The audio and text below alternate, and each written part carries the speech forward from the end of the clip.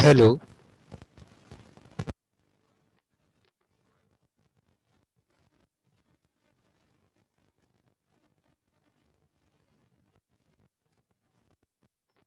Hello. Hello.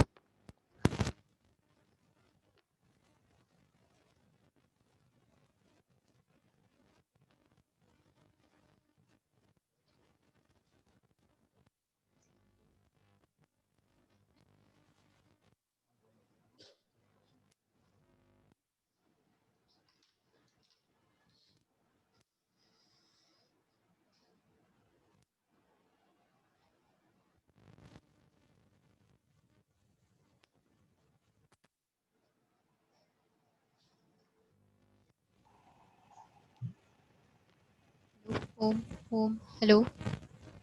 Hello.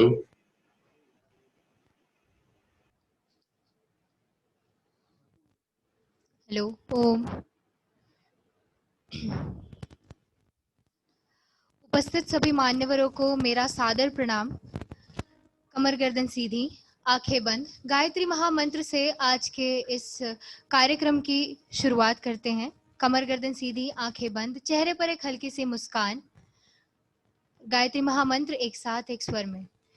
ॐ भूर्भुवः स्वः तत्सवितुर्वरेण्यं भर्गो देवस्य धीमहि धियो यो नः प्रचोदयात्। परम पूज्य गुरुदेव एवं परम वंदनीय माता जी की सूक्ष्म उपस्थिति में तथा उनके आशीर्वाद से संपूर्ण गायत्री परिवार के अनेक सदस्य श्रोताओं के रूप में कोरोना काल में भी ऑनलाइन माध्यम से आज हम जुड़े हैं। मैं शिवालिका वर्मा आज के कार्यक्रम के मुख्य अतिथि एवं वक्ता के रूप में उपस्थित श्री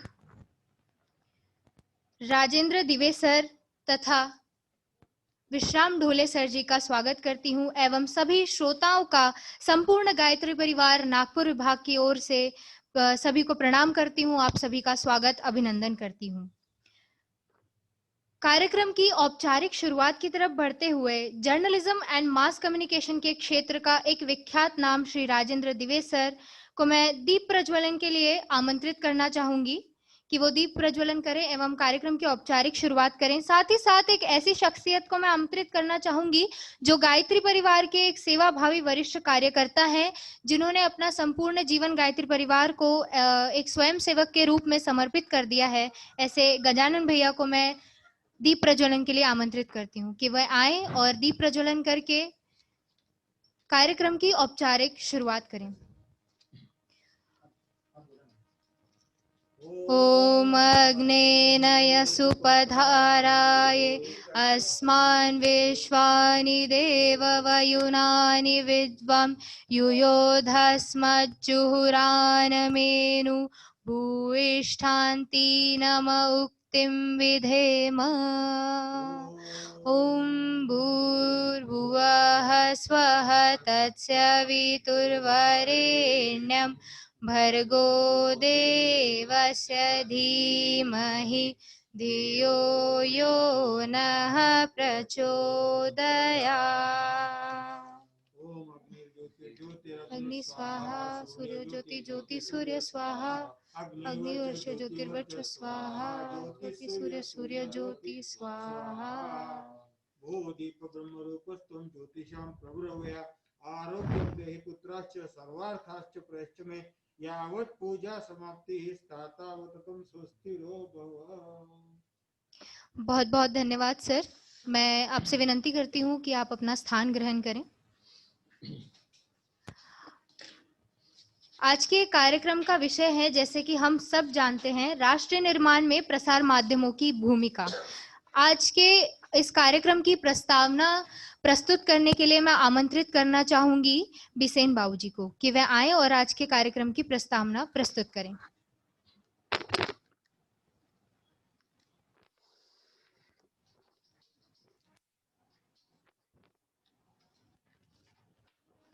धन्यवाद शिवालिका। जैसा कि मुझे कहा गया है, मैं आज का जो विषय है उसकी प्रस्तावना आपके सामने प्रस्तुत करने जा रहा हूं। आज का विषय काफी महत्वपूर्ण है और गंभीर भी। राष्ट्र निर्माण में प्रसार माध्यमों की भूमिका। क्या सही मायने में प्रसार माध्यम अपनी जिम्मेदारी के साथ, अपनी ईमानदारी के साथ अपनी भूमिका राष्ट्र निर्माण में सही तरीके से निभा रहा है? यह आज समाज के सामने और राष्ट्र के सामने एक ज्वलंत प्रश्न है। प्राचीन काल से लेकर आज तक प्रसार माध्यमों का स्वरूप लगातार बदलता गया है। आचार्य चाणक्य, महाराज विक्रमादित्य तथा सम्राट अशोक जैसे महान शासकों के काल में प्रचार तंत्र काफी सशक्त थे। हमारे देश के स्वतंत्रता संग्राम में भी संचार माध्यमों का अमूल्य योगदान रहा है। उस समय जनहित और राष्ट्रहित सर्वोपरि था। विभिन्न विचार होने के बावजूद भी लोगों के विभिन्न विचार थे। संचार माध्यमों में भी मत एक नहीं था। स्वतंत्रता संग्राम सेनानियों में भी मतभेदता होने के बावजूद सभी लोगों ने एकजुट होकर अपने लक्ष्य को हासिल करने के लिए जी तोड़ मेहनत की और अपने लक्ष्य को हासिल किया। यह है हमारे स्वतंत्रता संग्राम और उसकी ताकत। परंतु आज प्रचार माध्यमों में राष्ट्रहित के बजाय स्वहित और खुद को श्रेष्ठ बनाने की जो होड़ लगी हुई है वह विचारणीय है। प्रिंट मीडिया या इलेक्ट्रॉनिक मीडिया जिस किसी भी विचारधारा से प्रभावित है, वो जनता के सामने उसी विचारधारा को थाली में परोसना चाहते हैं। देश हित से उसका कोई लेना देना नहीं है। इस विषम परिस्थिति में अखिल विश्व गायत्री परिवार के संस्थापक परम पूज्य गुरुदेव पंडित श्री राम शर्मा आचार्य जी के द्वारा प्रतिपादित 4 तत्वों पर विचार करना आवश्यक है। और ये 4 तत्व है समझदारी, जिम्मेदारी, ईमानदारी और बहादुरी। इन चारों चीजों के साथ जनसेवा या जन संवाद करना आज मीडिया में दुर्लभ ही जान पड़ता है। राष्ट्रहित में महत्वपूर्ण विषयों को नजरअंदाज कर पैसे कमाना और अपने आप को श्रेष्ठ साबित करना ही एकमात्र उद्देश्य रह गया है। परम पूज्य गुरुदेव ने अखंड ज्योति के माध्यम से जनमानस में एक नई चेतना विकसित की। अखंड ज्योति मासिक पत्रिका एक ऐसी पत्रिका है कि वह बिना किसी एडवर्टीजमेंट के सन 1936 से लगातार जनमानस में अपना आलोक प्रकाशित कर रही है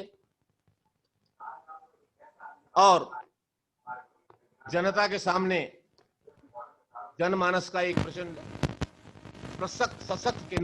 सशक्त प्रचार माध्यम बनके उभरी हुई है। क्या प्रचार माध्यम, आज का प्रसार माध्यम गायत्री परिवार के इन चारों तत्वों को आत्मसात करके राष्ट्र निर्माण में अपना योग देने के लिए तैयार है? यह आज का ज्वलंत उस विषय है और इसी विषय को पर विचार करने के लिए आज हमने जो हमारे प्रमुख वक्ता है विश्राम ढोले जी पुणे यूनिवर्सिटी से और राजेंद्र दिवे जी, इनको हमने यहां आमंत्रित किया है। वे अपने विचारों से हमें अवगत कराएंगे। धन्यवाद। Thank you. धन्यवाद। बहुत बहुत धन्यवाद सर, आपने कार्यक्रम की प्रस्तावना प्रस्तुत की। Media is the 4th pillar of democracy, ऐसा हम सब जानते हैं, सुनते हैं और पढ़ते हैं। छोटे छोटे गांव कस्बों से लेकर अंतरराष्ट्रीय स्तर की छोटी बड़ी खबरें, जानकारी, हर हलचल की जानकारी समाजीकरण के लिए महत्वपूर्ण ज्ञान संवर्धन और नया दृष्टिकोण प्रदान करता है जनसंचार और प्रसार माध्यम। बहुत ही महत्वपूर्ण भूमिका निभाता है ये हमारे जीवन में। और प्रसार माध्यम ही राष्ट्र निर्माण में क्या भूमिका निभाता है यह जानने के लिए आज का कार्यक्रम आयोजित किया गया है। अब बिना विलंब किए मैं आज के पहले प्रमुख अतिथि एवं वक्ता श्री विश्राम ढोले सर जी को मार्गदर्शन के लिए आमंत्रित करना चाहूंगी, लेकिन उसके पहले मैं आप सभी के सामने उनका संक्षिप्त परिचय प्रस्तुत करना चाहती हूँ। श्री विश्राम ढोले सर, आप सावित्रीबाई फुले यूनिवर्सिटी में department of media and communication studies में असिस्टेंट प्रोफेसर के रूप में कार्यरत हैं। आप शिक्षा क्षेत्र में विशेष रूप से पोस्ट ग्रेजुएशन अर्थात स्नातकोत्तर स्तर में 20 वर्षों का अनुभव रखते हैं। शिक्षा क्षेत्र में कदम रखने से पहले आप विख्यात मराठी अखबार लोकसत्ता के प्रमुख पत्रकार के रूप में 9 वर्ष कार्यरत थे। एक पत्रकार के रूप में आपने डेस्क के साथ साथ ही रिपोर्टिंग के कार्य को भी संभाला है और कई महत्वपूर्ण घटनाओं तथा प्रक्रिया को कवर किया है। आप प्रमुख मराठी अखबारों, पत्रिकाओं और समाचार चैनलों पर नियमित रूप से अपनी लेखनी के माध्यम से संपर्क में रहे हैं। आपने मराठी समाचार पत्र सकाळ के लिए 2008 एवं 2009 में, लोकसत्ता के लिए 2012 और लोकमत समाचार पत्र के लिए 2013 एवं 2015 के लिए 15 में वार्षिक कॉलम लिखे हैं। आपने संचार और जनसंचार मीडिया पर मराठी भाषा में 3 पुस्तकें लिखी हैं तथा 2 अंग्रेजी पुस्तकें romance of Tata steel and blood brother का मराठी में अनुवाद किया है। आपके शिक्षा क्षेत्र पर लिखे हुए लेख अंतरराष्ट्रीय पत्रिकाओं में प्रकाशित हुए हैं। आपने मीडिया से संबंधित मुद्दों पर 2 राष्ट्रीय स्तर के सम्मेलन आयोजित किए हैं और कई राष्ट्रीय अंतरराष्ट्रीय एकेडमिक बैठकों में अपने पत्र प्रस्तुत किए हैं। आपने SPPU सावित्रीबाई फुले पुणे यूनिवर्सिटी की विभिन्न शैक्षणिक और प्रशासनिक समितियों के लिए भी काम किया है, जिसमें ऑनलाइन प्रवेश परीक्षा तथा SPPU के छात्र प्रेरण कार्यक्रम के लिए समिति शामिल है। आप board studies of the BA in liberal arts विषय में शामिल हैं। आपने कार्यक्रम को आपने फैकल्टी डेवलपमेंट प्रोग्राम को डिजाइन और समन्वित भी किया है। आपने विभिन्न सामाजिक मुद्दों पर डॉक्यूमेंट्रीज की संकल्पना, पटकथा और निर्देशन किए हैं, जिसमें पर्यावरण संबंधित मुद्दों पर जलंधि एवं डॉक्टर प्रकाश आमटे और उनके सहयोगी द्वारा विकास कार्यों पर रणवाता और कश्मीर में विकास और सुरक्षा मुद्दों पर सहर तथा गुमराह जैसे नाम शामिल हैं। आपने EMMRC में शैक्षणिक ऑडियो विजुअल कार्यक्रमों के लिए काम किया है और ऑल इंडिया रेडियो के पुणे स्टेशन के लिए 10 से अधिक कार्यक्रमों को अपनी लेखनी प्रदान की है। आपने द वीक, लोकमत, सकाळ जैसे प्रमुख समाचार घरानों के वरिष्ठ कर्मचारियों के लिए पत्रकारिता प्रशिक्षण तैयार किए हैं। आपने संचार और मीडिया संबंधित उद्देश्यों के लिए भारतीय परमाणु ऊर्जा निगम NPCIL के वरिष्ठ वैज्ञानिक और प्रबंधकीय कर्मचारियों के लिए कई प्रशिक्षण कार्यक्रम तैयार किए हैं। आपने यशदा और Tata management training centre TMC Pune में व्याख्यान दिया है। आपने लोकसभा, महाराष्ट्र विधानसभा और पुणे नगर पालिका चुनाव के दौरान सकाळ द्वारा किए गए ओपिनियन पोल के लिए सलाहकार के रूप में भी काम किया है। आप सार्वजनिक संबंध और वैज्ञानिक एजेंसियों को परामर्श भी प्रदान करते हैं। Mass and digital media communication technology, political communication, popular culture, Hindi, film, music और फिलोसॉफी ऑफ साइंस, इनके अध्ययन में आपकी विशेष रुचि है। धन्यवाद। बिना विलंब करते हुए मैं आमंत्रित करती हूँ आज के मुख्य अतिथि एवं वक्ता श्री विश्राम ढोले सर। सर आए और आपका मार्गदर्शन प्रदान कीजिए। सर।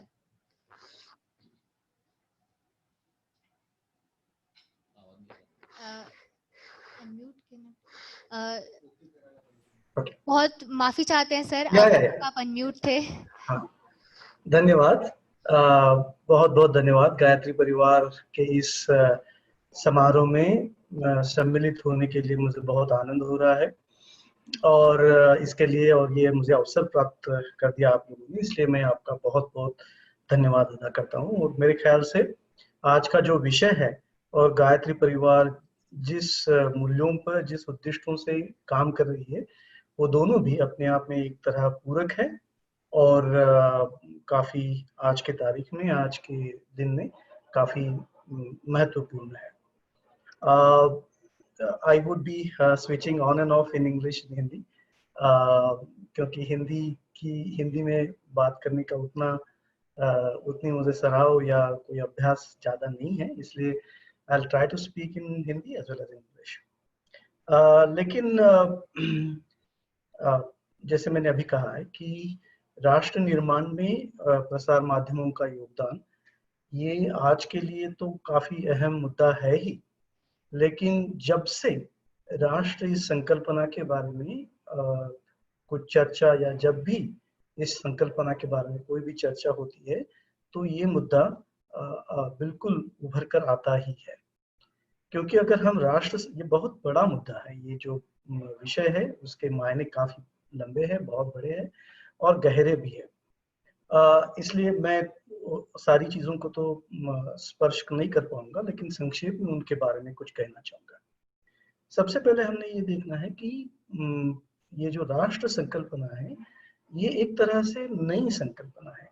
अगर हम मानवीय संकल्पनाओं का इतिहास देखते हैं तो उसके अंदर हम ये पाते हैं कि राष्ट्रीय संकल्पना का इतिहास बहुत पहले नहीं है। और ये मैं राष्ट्र ये हिंदी के हिसाब से नहीं देख रहा हूँ, राष्ट्रीय नेशन के हिसाब से देख रहा हूँ।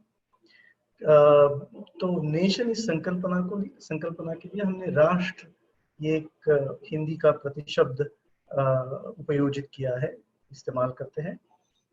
लेकिन अगर नेशन ये संकल्पना को हम देखें तो हमें ये पता चलता है कि it's not a very old concept. The idea और the concept of nation is not more than 300 to 400 years old. The idea of nation developed along with the idea of modernity.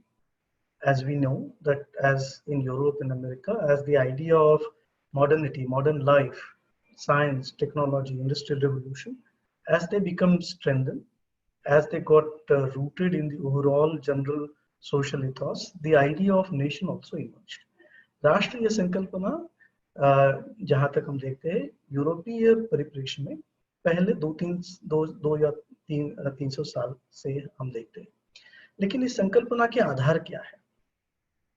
इस संकल्पना के कुछ अहम आधार है और वो ये है कि किसे राष्ट्र कहा जाता है, ये कौन सी एंटिटी है, ऐसी कौन सा घटक है जिसे हम राष्ट्र कह सकते हैं।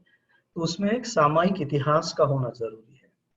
एक सामायिक इतिहास, एक सामायिक भाषा या संस्कृति, एक और सबसे अहम भविष्य के बारे में एक सामायिक कल्पना, a certain shared history, a certain shared language and culture, and a certain idea of a common future for the people. Now these are what we call it as an abstract but very, very important ideas behind the rise of concept of nation. लेकिन ये तो हुआ जिसे कहते हैं abstract level पे, अमूर्त स्वर पे, अमूर्त स्तर पर।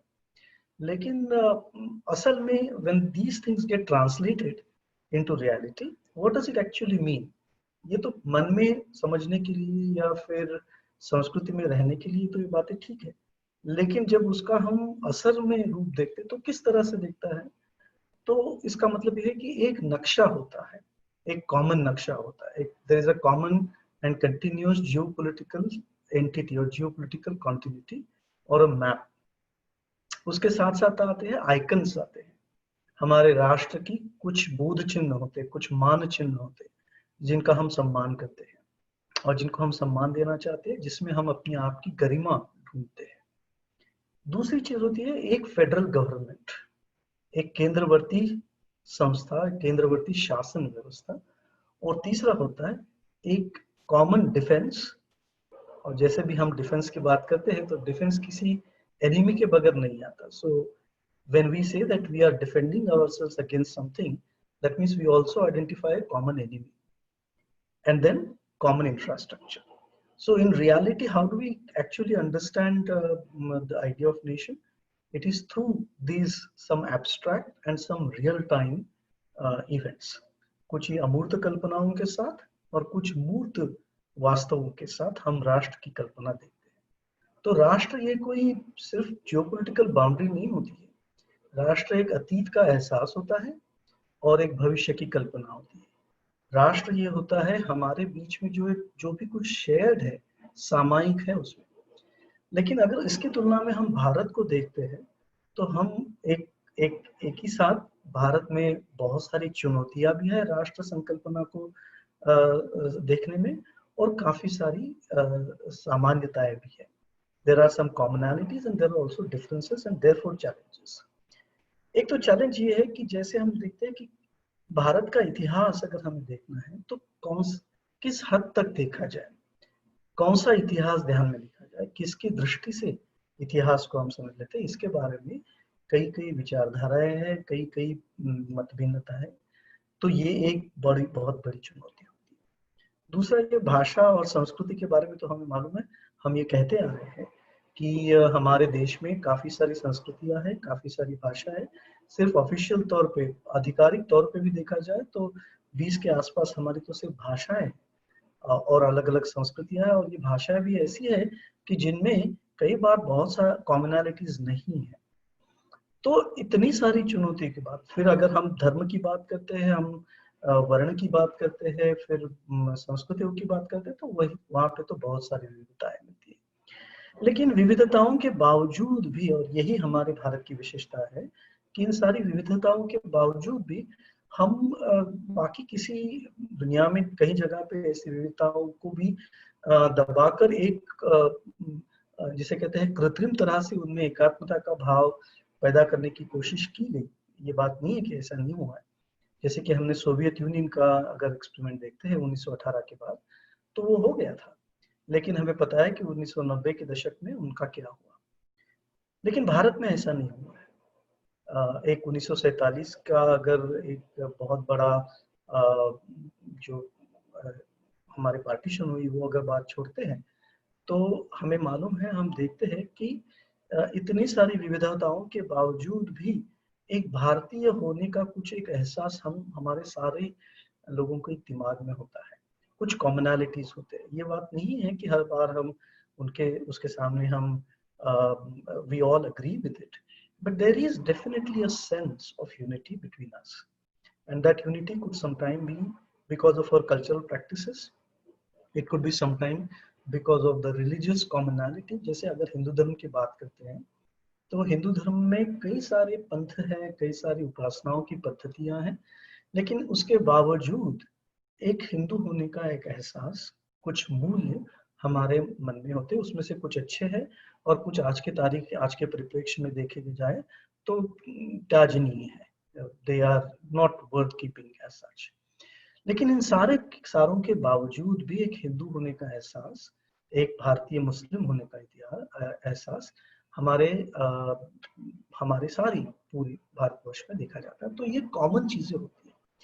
और बस इस पर्सपेक्टिव में, इस परिप्रेक्ष्य में, पर्सपेक्टिव में अगर हम देखा जाए तो ऐसे इसमें, so against the backdrop of this complexity as well as this strength of the idea of nation in India, where do we see the role of media? For that matter, not just in India, but anywhere. Remember, whenever you see this, the idea of nation in the modern sense, okay? And एक मैं बात यहाँ पे आगे बढ़ने से पहले एक बात कहना चाहूँगा कि अगर हम हमारा इतिहास देखते हैं तो हमारे इतिहास में राष्ट्र ये शब्द का, और हमारे संस्कृति में राष्ट्र ये शब्द का जो प्रयोग है आधुनिक दृष्टि से वो बहुत नया है। लेकिन हम ज्यादातर क्या शब्द का इस्तेमाल करते हैं? देश। तो देश और राष्ट्र, इसमें कुछ ओवरलैप है, लेकिन काफी हद तक उसमें विभिन्नताएं भी है। देश is a Jio cultural unit. तो एक तरह से देखा जाए तो भारत में कई देश है, लेकिन राष्ट्र होने का जो ये है वो पिछले कुछ सदियों से हम देख रहे हैं। जैसे कि हम इतिहास में देखते हैं तो कुछ हमारे पूर्व पुरुष थे, महापुरुष थे, जिन्होंने ये देश संकल्पना से उठ के हमें राष्ट्र संकल्पना की ओर जाने के लिए प्रेरित किया। जैसे हम महाराष्ट्र की बात करते हैं तो शिवाजी की बात कर सकते हैं, या फिर साउथ से भी कुछ है, हम विक्रमादित्य की भी बात कर सकते हैं। ऐसे कुछ हिस्ट्री में हमारे कालखंड रहे हैं जहाँ पे देश संकल्पना से ऊपर उठ के राष्ट्र की तरफ हमने किया है, लेकिन बाकी जो चीजें थी वहां पे नहीं थी। लेकिन अगर उस दिशा से अगर हम मास मीडिया की प्रचार माध्यमों का अगर हम जिक्र करते हैं, तो किस तरह से प्रचार माध्यम प्रसार माध्यम यहाँ पे भूमिकाएं बजाते हैं। तो मेरे ख्याल से जो पहली जो 4 चीजें हैं कि जो शेयर्डनेस है, this entire aspect of sharing something is so fundamentally the work of the mass media. क्योंकि प्रसार माध्यमों का तो मुख्य उद्देश्य ही है लोगों तक कुछ बातें पहुंचाना, और इस पहुंचाने के साथ साथ इस पहुंचाने का एक परिणाम ये होता है कि हम कुछ शेयर आकलन हमारे बारे में, हमारे अतीत के बारे में, हमारे भविष्य के बारे में करने लगते हैं। जैसे कि हमने देखा है कि हालांकि हिंदी मेरी मातृभाषा नहीं है, और हिंदी का मैंने एक तरह से देखा जाए तो 7वीं कक्षा के बाद हिंदी मैंने पढ़ी भी नहीं है शैक्षणिक स्तर पे, लेकिन फिर भी मैं हिंदी समझ लेता हूँ, हिंदी बोल लेता हूँ, हिंदी लिख भी लेता हूँ। हालांकि उतनी सफाई के साथ शायद नहीं कर पाऊंगा, लेकिन कर सकता हूँ। तो ये क्यों हुआ है? तो मैं कहता हूँ कि सिर्फ मैं नहीं, मेरे जैसे लाखों लोग होंगे कि जिन्होंने हिंदी की उनकी जानकारी, हिंदी का उनका ज्ञान हिंदी फिल्में देख देख के बनाया है। उर्दू का ज्ञान हमें हिंदी फिल्मों के द्वारा मिला है।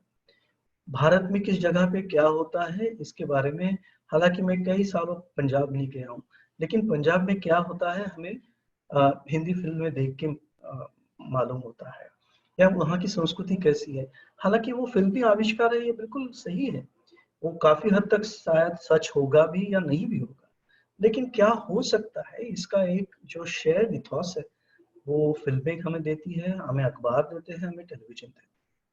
तो ये जो कोई भी देश, कोई भी राष्ट्र को खड़े रहने के लिए किसी एक प्लेटफॉर्म की जरूरत होती है।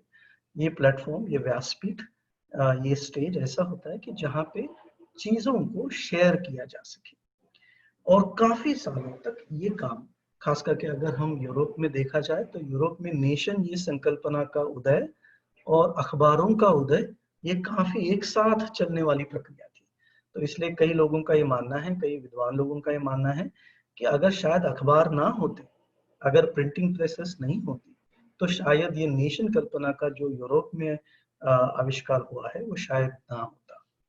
तो इसका मतलब ये है कि प्रसार माध्यमों की राष्ट्र की सिर्फ निर्मिति में नहीं, तो राष्ट्र इस संकल्पना की जन्म में भी प्रसार माध्यमों का बहुत बड़ा योगदान है। क्योंकि अगर वो नहीं है तो इतने बड़े देशों में, इतनी विविधता भरी देश में ये शेयर्डनेस, ये कॉमनैलिटी, ये सामायिकता का एहसास, ये भावना किस तरह से निभाई जाए। अब ये तो कोई मैं नहीं कहूंगा कि इसके मास मीडिया के बगैर ये होता ही नहीं, होता है। जैसे कि मेरे ख्याल से अभी अभी प्रस्तावना में आपने जिक्र किया था कि मास मीडिया के जैसे हो, अखबार हो, रेडियो हो, टेलीविजन हो या सिनेमा हो, उसके पहले भी हमारे परंपरा के माध्यम थे जिनके द्वारा कुछ कॉमनैलिटी बढ़ी थी। लेकिन परंपरा के माध्यम जो है वो अपनी अपनी सांस्कृतिक विरासत में जुड़े होते हैं, इसलिए उनमें एक मर्यादा होती है प्रसारण करने की, अपने जो देश की जो सीमाएं हैं उसको लांघने की अपने आप में मर्यादा थी। जैसे लावणी या तमाशा जो है महाराष्ट्र में समझ पाएंगे, कथक नॉर्थ में समझ पाएंगे, लेकिन शायद साउथ में नहीं समझ पाएंगे, या भरतनाट्यम साउथ में समझ पाएंगे, ऊपर शायद। हालांकि उनको जोड़ने वाले जो नैरेटिव है वो शायद एक ही हो। कृष्ण की लीला यहाँ पे भी कथक में भी दर्शाई जाती है, कृष्ण की लीला भरतनाट्यम में भी दर्शाई जाती है, लेकिन जो आविष्कार की भाषा होती है, शैली होती है, वो अलग अलग होती है। इसलिए इन सारी परंपराओं को एक देश के दायरे के बाहर निकलने में काफी मुश्किलें होती है।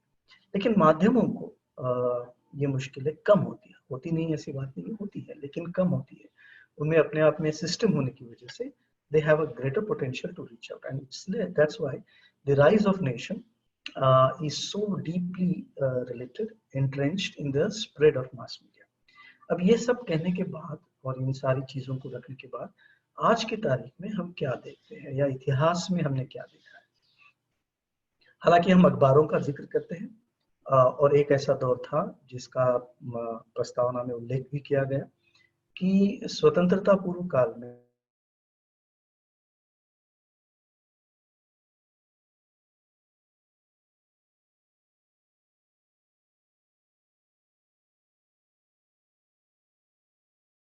हुए थे। इसीलिए हमें मालूम है कि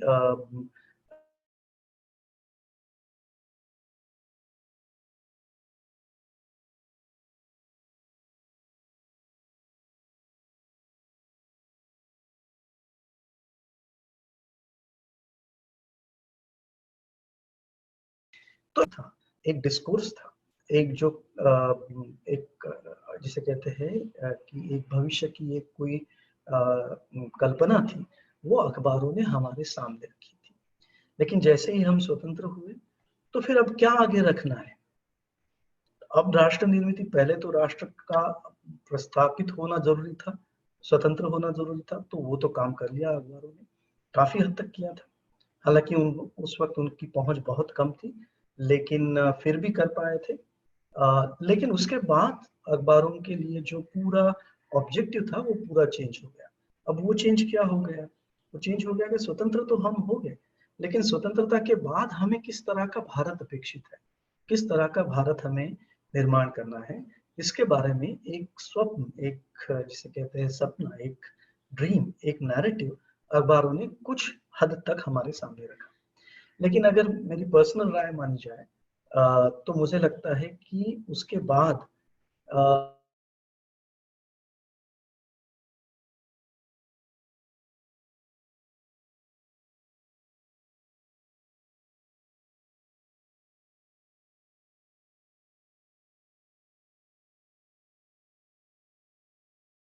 देखा जा सकता है, लेकिन परिचय, इसलिए मैं हिंदी तक ही मेरी बात सीमित रखूंगा।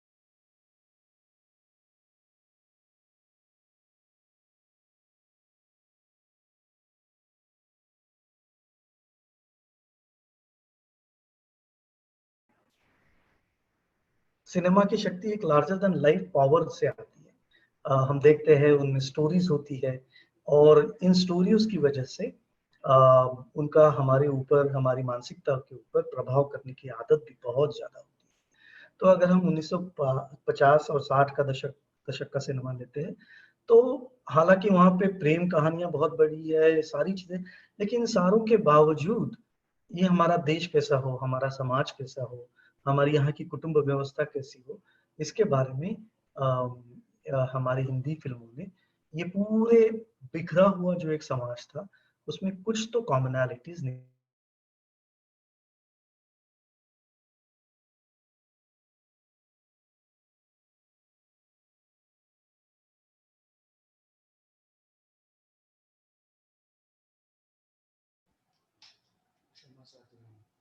अपनी कल्पना को इमोशनल लेवल पे हमारे यहाँ करने के लिए।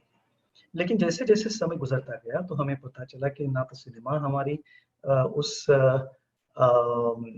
भूमिका के साथ रहा, और ना ही अखबार। और अगर आज की तारीख में देखा जाए, तो आज तो जैसे कि अभी प्रस्तावना में भी कहा गया था कि आज की तारीख में राष्ट्र निर्माण इस पूरे उद्देश्य से ही हमारा मीडिया काफी भटक गया है। वो क्यों भटका है? भटकने के कई सारे कारण हैं। एक तो कारण ये है कि मीडिया के अंदर आर्थिकता का जो प्रभाव है वो काफी ज्यादा बढ़ गया है। Economy, finance is increasingly shaping the media strategies, media program, media content, और आए दिन हम उसका एक विभत्स रूप टेलीविजन पर देखते हैं, कई बार सिनेमाओं में देखते हैं, और अखबार भी ये अनफॉर्चुनेटली उससे कोई ज्यादा अलग नहीं है। तो एक मतलब ये हुआ है कि हम आर्थिकता की वजह से, मीडिया एक बहुत बड़ी आर्थिक सत्ता बन गई है, मीडिया कॉस्टली भी बना है, और वो कॉस्ट निकालने के लिए, उसके ऊपर मुनाफा कमाने के लिए मीडिया के सामने एक ही चीज है कि किसी भी तरह से हम अपने लोगों को, हम हमारे दर्शकों को, हमारे पाठकों को पकड़ के रखें। और इसकी वजह से ये जो बाकी चीजें होती है जो राष्ट्र निर्माण की बात होती है, समाज निर्माण की बातें होती है, वो शायद उनके एजेंडा पे बहुत कम मिलती है। ये मैं नहीं कहूंगा कि मिलती नहीं है, मिलती भी है। जब कोई विपदा की स्थिति आती है, जब कोई बाहर से या अंदर की विपदा की स्थिति आती है, संकट आता है, कोई दुश्मन हमला करता है, तो फिर ऐसे कुछ चुने मौकों पर हम राष्ट्र निर्माण को, राष्ट्रहित को, बाकी सारी चीजों से ज्यादा अहमियत देते हैं, महत्व देते हैं। ये होता है, ये हुआ है और हमने देखा भी है। चाहे वो पाकिस्तान के साथ वॉर की बात हो, या फिर कोई कोरोना जैसी महामारी के बारे में शुरू में कुछ बात हो, तो हमने ये किया है। लेकिन ये कोई हमारा सहज भाव नहीं बना है, ये तो रिएक्शन के तौर पे आता है। जब कोई संकट की समय आता है तब जाके आता है, लेकिन जब संकट की बात नहीं होती है तब लेकिन हम उसके तरफ ध्यान नहीं देते। लेकिन एक कारण उसका आर्थिकता है। लेकिन मेरा सबसे बड़ा मानना ये है, सबसे बड़ी मेरी कहने का मतलब ये है कि सिर्फ हम माध्यमों पर यही क्यों बोझ डालते हैं। राष्ट्र निर्माण की भावना क्या हमारे समाज में, क्या हमारे कुटुंब व्यवस्था में, क्या हमारे पड़ोस की व्यवस्था में, क्या हमारी सामाजिक व्यवस्था में भी रहा है?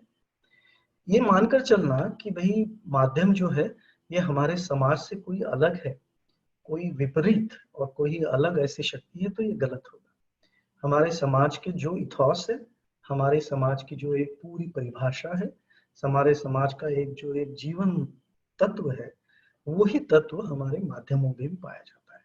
ये मानना कि माध्यम, प्रसार माध्यम कोई हमारे समाज से परे है और वो किसी इंडिपेंडेंट तरीके से कोई आईने की तरह हमें दर्शाते हैं, तो ये गलत होगा। ये मीडिया जो है हमारा ही हिस्सा है, हमारे ही इथॉस का हिस्सा है। इसीलिए अगर हमारे इथॉस से राष्ट्र निर्माण की बात अगर जाती है, तो फिर हम मीडिया से किस तरह से अपेक्षा करें। ये नहीं मैं कहूंगा कि कोई, I am not giving a certificate to the media, I am not exempting the media from its responsibility. Yes, there are areas, there are conditions, and there are situations where media should be held responsible for its wrong deeds and its failures, surely. But क्या सिर्फ हम media को ही दोषी मान सकते हैं? अगर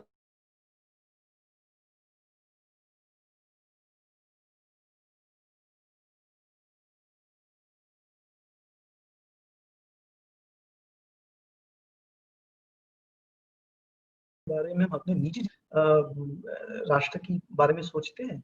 मैं एक छोटा सा वाकया आपको बताता हूँ। मैं शिक्षा संस्थाओं में काम करता हूँ, तो ऐसे काम करते वक्त मैं बच्चों के साथ बात कर रहा था और मैं बोल रहा था कि भाई आप कौन सी भाषा सीखना चाहोगे?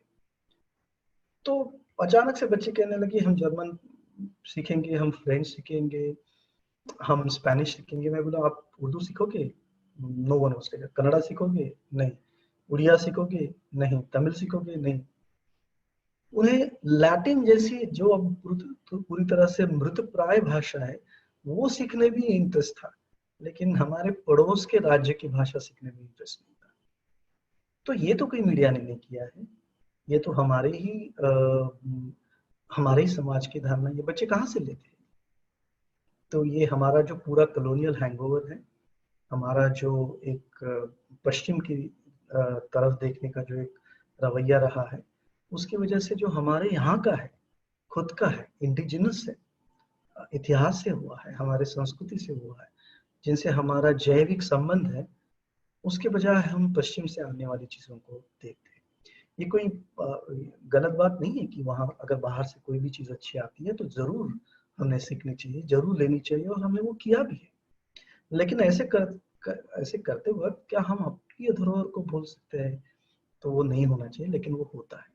और उससे दूसरी बात यह है कि जब हम वो धरोहर को पकड़ के रखना चाहते हैं तो हम वो ऐसी इस तरह से पकड़ के रखते हैं कि उसमें से जो कुछ गलत भी हो हमारे धरोहर का, हमारे इतिहास का, अगर कुछ गलत भी हो, कुछ आज की तारीख में पूरी तरह से इरेलेवेंट भी हो, तो उसी को हम उसको भी पकड़ के चलते हैं। तो एक तो हम कुछ भी लेते नहीं हैं, और अगर लेते हैं तो सारी चीज उठा के इस तरह से लेते हैं कि वो आज की तारीख में कई बार इरेलेवेंट हो जाती है। तो ये जो एक समझ होती है कि हम हमारे धरोहर से क्या ले क्या ना ले, ये समझ की बहुत कमी है। और अगर हमारा मीडिया जो है किसी एक चीज में बहुत अच्छा कंट्रीब्यूट कर सकता है, तो ये जो हमारी समझ है हमारे समाज की, ये सामूहिक समझ है, उसको अच्छा करने का काम करते हैं। अभी प्रस्तावना में कहा गया कि किस दिशा में हमने कार्य करना चाहिए, समझदारी, जिम्मेवारी, ईमानदारी और बहादुरी। तो हमारा मीडिया बहादुर भी है, लेकिन क्या हमारा मीडिया हमारे राष्ट्र की समझ को बढ़ा पाया है? तो मैं ये कहूँगा कि शायद नहीं। खास करके 50 और 60 के दशक के बाद हम वो शायद उतनी अच्छी तरह से नहीं कर पाए। क्या हमारा मीडिया ईमानदार है? कुछ काफी सालों तक हुआ करता था, लेकिन जैसे ही 1990 के दशक के बाद हम देखते हैं तो ईमानदारी की जगह शुरू में प्रोफेशनलिज्म लेते गया, और प्रोफेशनलिज्म की जगह अभी कमर्शियलिज्म लेने लगा। तो ये सारी चीजें अलग है। तो ईमानदारी की भी हमें अब यहाँ काफी कमी हम महसूस करते हैं। और जिम्मेवारी इसलिए नहीं निभा पाते हैं क्योंकि हम बहुत ज्यादा कमर्शियलाइज हो गए, बहुत ज्यादा कॉम्पिटिटिव हो गए हैं, और बहुत ज्यादा शॉर्ट साइटेड हो गए। अल्पकालीन मुनाफे के हिसाब से हम हमारा बहुत जो लंबा जो इतिहास है या भविष्य है उसका नुकसान कर रहे हैं। लेकिन इसके ऊपर एक आखिर में मुद्दा आपके सामने रखता हूँ और फिर मेरे इस भाषण को विराम देता हूँ। इसके आगे क्या हो सकता है या इसके ऊपर कुछ उपाय है?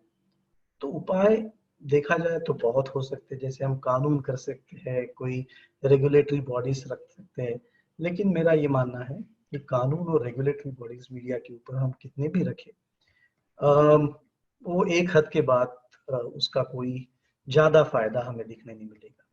क्योंकि ये जो जिम्मेवारियां होती है राष्ट्र निर्माण की, वो किसी कोई लादने से नहीं आती, वो अंदर से आनी चाहिए।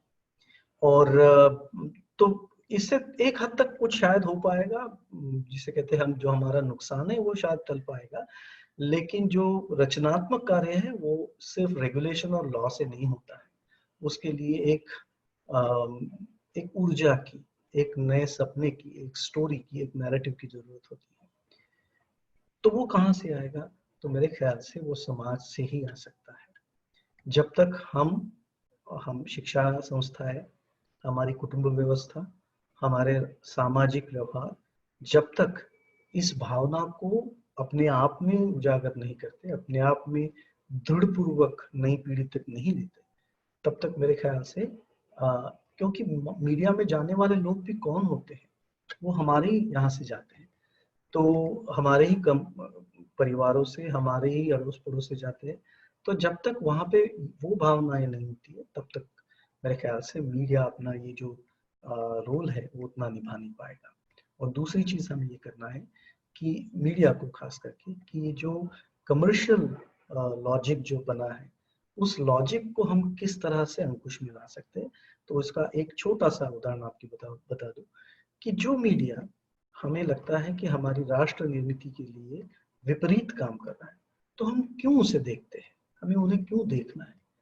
रिमोट तो हमारे हाथ में काफी हद तक है। अखबार को पढ़ना नहीं पढ़ना हमारे हाथ में है। फेक न्यूज को आगे बढ़ाना नहीं बढ़ाना हमारे हक में, हमारे अधिकार में है, हमारे नियंत्रण में है। व्हाट्सएप यूनिवर्सिटी से आई चीजों को मानना ना मानना, उसकी सत्यता की जांच करना, ये तो हमारा काम है। अगर हम ये करने लगते हैं तो जिनके ये मंसूबे हैं, जिनके ये इच्छा है कि हमें हमारे राष्ट्र निर्माण की राह से भटकना, तो वो नहीं कर पाएंगे क्योंकि नियंत्रण हमारे पास होगा। तो ये दो रास्ते मेरे ख्याल से, हालांकि ये लंबे हैं, कठिन है, लेकिन मेरे ख्याल से, मेरे विचार में यही दो रास्ते हैं कि जो चाहे देर से हो लेकिन प्रभावी हो सकते हैं। पहला जो मैंने कहा कि हम हमारी सामाजिक धारणाओं में, हमारे परिवारों में राष्ट्र निर्माण के बारे में जो सोच है, और अच्छी सोच है, राष्ट्र निर्माण कोई स्लोगन देना नहीं है। राष्ट्र निर्माण किसी एक पुरुष के प्रति अपार भक्तिभाव और किसी एक के प्रति द्वेष, ये राष्ट्र निर्माण नहीं है। राष्ट्र निर्माण किसी एक विचारधारा से नहीं होता है। राष्ट्र निर्माण में हमें एक पूरी व्यापक समझबूझ के साथ आज की तारीख में उससे क्या होता है क्या नहीं होता है, इसके साथ हमें जाना पड़ेगा। तो ये हम जब तक हमारे समाज में, हमारे परिवारों में हम इसे पक्का नहीं कर पाएंगे, शायद हम माध्यम कर्मियों को उस तरह से नहीं कर पाएंगे। और दूसरा, जो आज के माध्यम का हम इस्तेमाल करते हैं उसको भी हमें अच्छी तरह से करना चाहिए, सोच के करना चाहिए, और जो इस कार्यक्रम में बाधा डाल रहे हैं उनसे हमें दूर रहना। अगर ये चीजें हम अपने अपने लेवल पे एक लॉन्ग टर्म लेवल पे अगर करते रहते हैं, तो मैं समझता हूँ कि भारत के राष्ट्र निर्माण की दिशा में हमारे माध्यम योगदान दे सकते हैं। और बस एक आखिरी बात मैं कहना चाहूँगा कि इसीलिए आप जैसे गायत्री परिवार हो या ऐसी कोई छोटी-छोटी संस्थाएं हो, छोटी या बड़ी संस्थाएं हो, जो अपने आप में छोटे-छोटे तौर पे, छोटी-छोटी संगोष्ठियों के रूप पे या ऐसी वार्ताओं के रूप से ये जो चीजें हैं वो कहीं ना कहीं हमारे बच्चों के मन में, हमारे लोगों को मन में ये डालते रहना चाहिए। और अगर ये ऐसे प्रयास होते हैं तो मैं मानता हूँ कि इन छोटे-छोटे प्रयासों से हम एक बड़ा कदम उठाने के काबिल, उठाने के सक्षम होते जाएंगे। तो इसलिए मुझे बहुत अच्छा लगा कि आपने इस संगोष्ठी पर, इस विषय पर ये छोटी ऑनलाइन संगोष्ठी का आयोजन किया। मैं ऐसे उपक्रमों को शुभेच्छा देना चाहता हूँ और ऐसे उपक्रमों से ही हम राष्ट्र निर्मित के लिए अपना छोटा-छोटा योगदान जो है वो दे सकते हैं। इस सारे उपक्रम में शामिल होने का मुझे अवसर मिला, आपने मुझे यहाँ पे बुलाया, इसलिए मैं आप सभी का बहुत-बहुत धन्यवाद देना चाहता हूँ और आपकी ऐसी ही योजनाओं के लिए मेरी बहुत सारी शुभकामनाएं देना चाहता हूँ। धन्यवाद। बहुत बहुत धन्यवाद सर। आज आपने हमारे कई संकल्पनाएं, हमारे कई थॉट्स आपने क्लियर कर दिए। जैसे देश और राष्ट्र के बीच का डिफरेंस आपने आज हमें समझाया कि देश एक जियो कल्चरल यूनिट होता है, लेकिन जो हमें जिस चीज को इम्प्लीमेंट करने की जरूरत है वो है राष्ट्र निर्माण। राष्ट्र संकल्पना ये देश संकल्पना से ज्यादा महत्वपूर्ण है। साथ ही साथ आपने कई सारी बातें हमारे सामने रखी कि जिम्मेदारी लेने की जो भावना है वो हमारे अंदर से आनी चाहिए, वो हम किसी पे लाद नहीं सकते। और यही काम गायत्री परिवार कई वर्षों से करता आ रहा है कि गायत्री परिवार ने स्वयं ही कई कार्यों की जिम्मेदारी ली है और मनुष्य बनाए हैं, ना कि मशीन्स बनाई हैं, जिनमें भावनाएं हैं, जिनमें मनुष्यता है। और साथ ही साथ हम सभी प्रयास करेंगे कि मैं जर्नलिज्म एंड मास कम्युनिकेशन की स्टूडेंट हूँ और आगे जाकर मैं भी मीडिया का एक पार्ट होंगी। तो जैसे कि आपने कहा कि राष्ट्र निर्माण की भावना मीडिया में उत्पन्न होनी चाहिए, तो मैं अपनी तरफ से पूरी कोशिश करूंगी कि मैं खुद में और मेरी टीम में जो भी लोग मेरे साथ काम करेंगे, जो भी मेरे सहकार्य में साथ रहेंगे, उनमें मैं राष्ट्र निर्माण की भावना उत्पन्न कर सकूं और मैं खुद भी ये काम कर सकूं, क्योंकि एक विचारधारा नहीं, व्यापक समझ होनी चाहिए, ऐसा आपने कहा है। तो बहुत बहुत धन्यवाद सर, आपने हमें मार्गदर्शन किया और अपने विचार बहुत ही नम्रतापूर्ण तरीके से आपने अपने विचार रखे, बहुत ही नम्र तौर से अपने अपने विचार रखे। बहुत बहुत धन्यवाद। तो इसी क्रम में आगे बढ़ते हुए, ज्यादा विलंब ना करते हुए, मैं अपने आज के इस कार्यक्रम के अगले अतिथि प्रमुख वक्ता को आमंत्रित करना चाहूंगी, जो हैं श्री राजेंद्र दिवे सर, जो जर्नलिज्म एंड मास कम्युनिकेशन के क्षेत्र का एक काफी विख्यात नाम है। इनके परिचय के लिए मैं बिसेन बाबू जी को आमंत्रित करती हूँ कि वो आज हमारे दूसरे प्रमुख वक्ता एवं अतिथि का परिचय दें।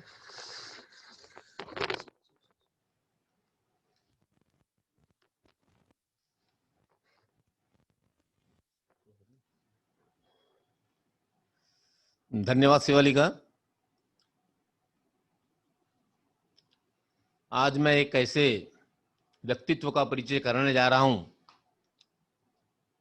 जो अपनी बेबाक लेखनी से पत्रिका के क्षेत्र में न केवल नागपुर में बल्कि विदर्भ क्षेत्र में मशहूर है। ऐसे श्री राजेंद्र दिवे जी किसी परिचय के मोहताज नहीं हैं। उनकी प्रखर वाणी, प्रखर लेखनी ही उनका खुद का परिचय है। श्री राजेंद्र दिवे जी का जन्म 1961 में खामगांव जिला बुल्ढाना में हुआ था। उन्होंने 1982 में B.Pharm एवं 1985 में BA इंग्लिश लिटरेचर की डिग्री हासिल की। इसके उपरांत उन्होंने MBA मार्केटिंग में नासिक से किया तथा 2009 में BMC bachelor of mass communication और 2007 में 2001 में BMC और 2007 में master of mass communication Nagpur विश्वविद्यालय से डिग्री प्राप्त किया। आपको मार्केटिंग और जर्नलिज्म में 38 साल का एक विस्तृत अनुभव है। आपने अपने सर्विस रिकॉर्ड में लोकमत में फ्रीलांस रिपोर्टर, HRM जोबिक में जनरल मैनेजर मार्केटिंग, लेट्रोस फार्मा में regional manager, Cadila health care, सेंटॉम लैब, ऐसी अनेक कंपनियों में विभिन्न पदों पर अपनी सेवाएं प्रदान कर चुके हैं। आपने अभी तक 20,000 से ज्यादा लेख, समीक्षा, आलेख, नाटक, श्रृंखलाएं, संपादकीय, व्याख्यान, प्रवचन और अनेक ऐसे लेख, छोटे मोटे लेख शामिल है जिन्हें प्रकाशित किया गया है। आपने रेडियो में, टीवी में तथा फिल्म जगत की दुनिया में भी अपना योगदान दे चुके हैं। फिल्म में he has acted as a telefilm in Anjali भाम पानी ऑन द लाइफ ऑफ बाबा साहब अम्बेडकर, इसमें अपना अभिनय प्रस्तुत कर चुके हैं आप। और आपको विशिष्ट सेवाओं और सामाजिक कार्य के लिए अनेक प्रकार के अवार्ड्स से सम्मानित किया चुका है। काफी लंबी लिस्ट है, समय की कमी के कारण मैं केवल चुनिंदा जो लिस्ट अवार्ड्स है उनको मैं आपको यहाँ बताना चाहूंगा। सबसे पहले आपको लाइफ टाइम अचीवमेंट अवार्ड, ये जो आर्यभट्ट एस्ट्रोनॉमी इंस्टीट्यूट है इसके द्वारा नवाजा गया था। दूसरा है स्टेट लेवल अनंत गोपाल सेवड़े जर्नलिज्म अवार्ड। ये ऐसे पत्रकार हैं जिन्हें 3 बार लगातार यह अवार्ड मिला है और गवर्नमेंट ऑफ महाराष्ट्र के द्वारा दिया गया है, ministry of information broadcasting, for exposing the irrigation scheme in the Maharashtra, health care and pharma. 3 बार ले चुके हैं ये अवार्ड। इसके पश्चात इनको जो सबसे महत्वपूर्ण अवार्ड मिला है CID गैलेंट्री अवार्ड। ये भारत में एक ऐसे पत्रकार जिन्हें यह सूरवीरता का पुरस्कार मिला है for exposing corruption in the pharma industry. और इस अवार्ड को लेने के बाद जब इनसे पूछा गया कि इसका श्रेय आप किसे देंगे, तो इन्होंने अपने तपाक से उत्तर दिया पत्रकारों की, इसका श्रेय मैं केवल अपने गुरुदेव पंडित सदाम शर्मा जी को, आचार्य को दूंगा, जिन्होंने मुझे प्रेरणा दी और इसी काम से मैं जनसेवा काम कर रहा हूं। इसके अलावा इन्हें Arogya Dnyaneshwar award, Mahatma Phule talent award और late Harivansh Rai Bachchan award for Marathi journalism के लिए मिला है। साथ ही विदर्भ लेवल बाला साहब तुरपुड़े अवार्ड ये 3 बार इन्हें मिल चुका है। MP state level late Shri PN Gadgil award by Lokmat media और vocational excellent award by rotary club Nagpur. ऐसे इन्हें जर्नलिज्म के क्षेत्र में लिया है और मार्केटिंग के क्षेत्र में भी इन्हें काफी अवार्ड और स्कूल ऑफ ऑनर्स से इन्हें सम्मानित किया जा चुका है। इन्होंने अपने जो अंतरराष्ट्रीय और राष्ट्रीय पर बहुत से पेपर प्रेजेंट किया है और काफी सम्मेलनों में अपना इन्हें अपने प्रिंसिपल्स रिप्रेजेंट किया है। उसमें जो प्रमुख है round table on global interfaith वॉस अलायंस यूनिसेफ, ये जो ताज होटल में हुआ था उनमें आपने पार्टिसिपेट किया और पेपर प्रेजेंट किया है। प्रजापिता ब्रह्मा कुमारी ईश्वरी विश्वविद्यालय द्वारा आयोजित नेशनल सेमिनार में इन्हें अपना पेपर प्रेजेंट किया है। साथ ही मिनिस्ट्री ऑफ एनवायरनमेंट महाराष्ट्र द्वारा आयोजित बायोडाइवर्सिटी विषय पर इन्हें एक सेमिनार में स्पीकर के रूप में इन्हें इनवाइट किया गया था। और महाराष्ट्र स्टेट फार्मेसी काउंसिल द्वारा ड्रगिस्ट एंड केमिस्ट के लिए जो ट्रेनिंग प्रोग्राम किए जाते हैं उसमें 12 से 17 तक इन्हें लगभग 60 ट्रेनिंग प्रोग्राम विदर्भ में लोगों को शिक्षित करने के लिए इन्हें अपना समय योगदान दिया है। स्पिरिचुअल फील्ड में भी इनका योगदान कम नहीं रहा है। इन्होंने अनेक जगह अनेक विभिन्न धर्म संस्थानों में आपको अतिथि के द्वारा आमंत्रित किया गया है और पेपर प्रेजेंट करने के लिए भी बुलाया गया है। तो मैं उनमें से 2-3 नाम गिनाना चाहूंगा। अंतरराष्ट्रीय बौद्ध फाउंडेशन थाईलैंड और साउथ कोरिया द्वारा आयोजित सम्मेलन में आपने पार्टिसिपेट किया है। बाबा साहब आम्बेडकर समिति एवं बुद्धिस्ट सोसाइटी ऑफ इंडिया द्वारा आपको सम्मानित किया गया है। क्रिश्चियन कम्युनिटी ऑफ नागपुर के द्वारा आपको सम्मानित किया गया है।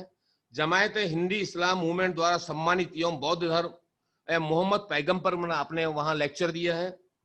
और अखिल विश्व भारतीय परिवार द्वारा आयोजित विभिन्न सत्रों में हरिद्वार में आपने पार्टिसिपेट किया है। मैं आपको एक चीज बताना भूल गया कि आदरणीय भाई साहब हमारे गायत्री परिवार के एक वरिष्ठ कार्यकर्ता है और गुरुदेव के विचारों को जन जन तक फैलाने में उनका अमूल्य योगदान रहा है, हरिद्वार से लेके तो नागपुर तक। ये करीब 16 से ज्यादा एक्टिव अधिक प्रोफेशनल संस्थानों के सक्रिय सदस्य हैं, जिसमें Maharashtra state pharmacy council, international culture for cultural studies, Indian science Congress association, member of essential drugs और वैदिक साइंस रिसर्च फाउंडेशन। ऐसे बहुमुखी प्रतिभा के व्यक्ति को किसका मैंने आपके सामने परिचय दिया और मैं अभी निवेदन करता हूं दिवे जी से कि वे आप अपने अमूल्य मार्गदर्शन से हमें संबोधित करें। श्री दिवे जी।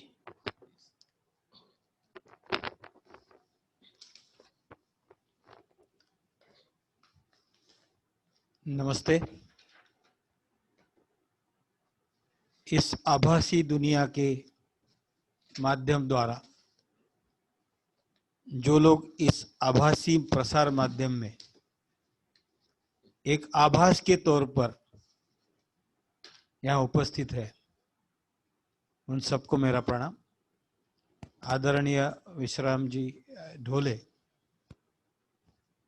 बहुत अच्छा उद्बोधन उनका रहा। और आदरणीय हमारे गौरी शंकर जी बिसेन हैं, बिसेन जी ने बहुत सारा बायोडाटा यहाँ पढ़ा। मैं उस लायक तो नहीं समझता हूँ खुद को, क्योंकि मेरे लिए सिर्फ एक ही शब्द काफी है मेरे बायोडाटा में कि मैं गायत्री परिवार का सदस्य हूँ। ये एक शब्द के साथ ही सब कुछ बायोडाटा में आ गया है। जो कुछ है इस देह की अनुभूति और इस देह से जो करवा रहे हैं काम, एक सूक्ष्म सत्ता, ये बच्चे ने बोला कि सूक्ष्म सत्ता गुरुदेव और माता जी के मार्गदर्शन में ये सब वेबिनार चल रहा है।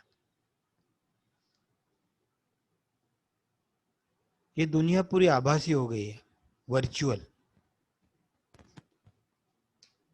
अनटचेबिलिटी हो गई है हमारे यहाँ पे। महात्मा गांधी ने अनटचेबिलिटी को इरेडिकेट करने के लिए बहुत सारा आंदोलन किया था। अभी क्या हो गया, अभी एक दूसरे के साथ कोई टच भी नहीं करता। देखिए कैसी व्यवस्था कैसी बदल गई समाज की। किसी का किसी के साथ कुछ भी लेना देना नहीं, मेरा किसी के साथ कोई संबंध नहीं। मेरे गुरुदेव ने एक बहुत सुंदर उपदेश दिया था कि बेटे, आज की दुनिया की जो समस्या है तो सबसे बड़ी समस्या है आस्था संकट। अब ये परम पूज्य गुरुदेव पंडित श्री राम शर्मा आचार्य जी ने ये जो बोला था, तो ये जो पीरियड था 1970 का। अब 1970 के दशक में उन्होंने सूंघ लिया था कि हमारे समाज में आस्था संकट हो रहा है, यानी एक दूसरे के प्रति आस्था में बहुत ज्यादा कमी आ रही है। आस्था संकट। अब यह आस्था संकट बढ़ बढ़ के इतना बढ़ गया है, आज क्या है कि आज हम अनटचेबिलिटी पे आ गए। हम आस्था तो बाजू में रह गया, आस्था तो बहुत दूर की बात है। आज क्या है, आज जो व्यक्ति है, जो बच्ची ने बोला था कि I don't want to be like a machine, I want to be human being. ये बच्ची को मैं पूछना चाहता हूँ कि if she want to become a human being, then what is a human being? Mask कौन की स्टूडेंट है, मनुष्य बनना चाहती है, क्योंकि मनुष्य बनने की जो प्रक्रिया है, वो मनुष्य बनने की प्रक्रिया, उसका अधिष्ठान गायत्री परिवार है। और ये बच्ची वो गायत्री परिवार के देव संस्कृति विश्वविद्यालय के जनसंवाद विभाग में ये अपना कोर्स पूरा कर रही है। क्या हम मनुष्य है? आइए इस बात पे हम चिंतन करते हैं, क्योंकि मास कम्युनिकेशन तो बाद में आ गया। मास कम्युनिकेशन तो बाद में आ गया। भाई साहब ने, ढोले साहब ने बहुत अच्छी बात एक बताई थी, कॉमनैलिटी। तो ये कम्युनिकेशन शब्द कहाँ से आया? तो ये भी हमारी देन नहीं है, हमारी देन नहीं है, ये है ग्रीक वर्ड। ये communist, communist means something which is common. When we want to share something to others, when there is something common. अगर मैं भी आपके साथ कुछ बात करना चाहता हूं तो आप में और मुझ में अगर कुछ कॉमन है तो वो कॉमन है, इसीलिए मैं आपके साथ बैठा हूं, अदरवाइज आप यहां से मुझे निकाल देते। Am I right? So commonness, तो कॉमनलिटी की जो बात साहब ने किया था, अभी साहब ने तो बहुत अच्छा और उनका बहुत जबरदस्त प्रेजेंटेशन रहा राष्ट्र निर्माण में। मैं तो छोटा सा आदमी हूँ, क्योंकि मैं बहुत छोटा आदमी हूँ, और मैं गायत्री परिवार का सदस्य पहले हूँ और पत्रकार बाद में हूँ। तो मैं गायत्री परिवार का सदस्य जो हूँ, क्योंकि गुरुदेव ने मुझे पत्रकार बनाया। I have made journalist by Gurudev. I have made journalist, I am not a journalist. लेकिन मैं इस कम्युनिकेशन इंडस्ट्री में था 18 साल, because I was in marketing, because marketing is also a type of communication. अब एक कम्युनिकेशन शब्द एक कम्युनिस्ट नाम के शब्द से आया, तो देयर इज समथिंग कॉमन। इसको हिंदी में क्या बोलेंगे? संवाद। समवाद, समवाद, जहां पे कुछ कॉमननेस है, सम है, वहां उनके साथ हम बात करेंगे। तो पहला संवाद कहां से होता है? आइए, तो जर्नलिज्म डिपार्टमेंट की ये विद्यार्थी ने, और जर्नलिज्म डिपार्टमेंट के आप साहब असिस्टेंट प्रोफेसर भी है। तो जर्नलिज्म की शुरुआत जो हुई वो व्यक्ति से हुई, क्योंकि व्यक्ति के मन में जब विचार आए, और पूरा जो नॉलेज है पूरे देश का और पूरे वर्ल्ड का जो नॉलेज है वो कहां से आया? वो उत्पन्न हुआ एक व्यक्ति के विचार से। तो पहले व्यक्ति है, विचार बाद में है। क्योंकि हमारे वेद और उपनिषद भी तैयार हुए, तो हमने जो सोचा, हमने जो समझा, वही हमने एक्सप्रेस किया। So expression is one type of a communication. तो जब मुझे एक्सप्रेस करने की जरूरत पड़ी, when I want to express myself, वहां से कम्युनिकेशन शुरू हुआ। संवाद कहां पे शुरू हुआ? और ये हमारे व्यक्ति में ही है क्या? नहीं, ये संवाद तो सब जगह है। ये संवाद कुत्ते में है, ये संवाद बिल्ली में है, ये संवाद पेड़ में है, पौधों में है। सुनसान के सर्चर नाम का एक बहुत सुंदर किताब हमारे गुरुदेव ने लिखा है। उस किताब में गुरुदेव जब अज्ञातवास में गए तो हिमालय में जो जीव जंतु की बोली है, जीव जंतुओं की बोली उन्होंने कैसी समझी। So everything is communicating with us, and entire विश्व, entire globe is universe is communicating. तो पूरी प्रकृति जब हमारे साथ कम्युनिकेट करती है, तो ये जो मॉडल है, तो कम्युनिकेशन का मॉडल ये आद्य मॉडल है। तो शिव और शक्ति का मॉडल कहां से आ गया? तो पुरुष और प्रकृति। व्हाट इज पुरुष? पुरुष इज अ मैटर एंड प्रकृति इज अ एनर्जी। हम गाड़ी चलाते, कार चलाते, भाई साहब आपके कार में अगर पेट्रोल नहीं है, कार चल सकती क्या? मॉडल बहुत अच्छा, झकास, जबरदस्त मॉडल बनाया, टाटा ने बनाया, मर्सिडीज ने बनाया, फोर्ड ने बनाया। अरे भाई उसमें एनर्जी ही नहीं है, how you can drive that model? So that energy is प्रकृति, and that matter is we all living beings. तो ह्यूमन बींग ये शब्द है, ये शब्द भी कहां से आया? ह्यूमन ये शब्द आया humus. Humus means the material which is formed out of the earth, that is soil, यानी जिसको हम पार्थिव शरीर बोलते। मैं मरने के बाद मेरा क्या रहेगा? पार्थिव शरीर। इसमें से क्या जाएगा बाहर?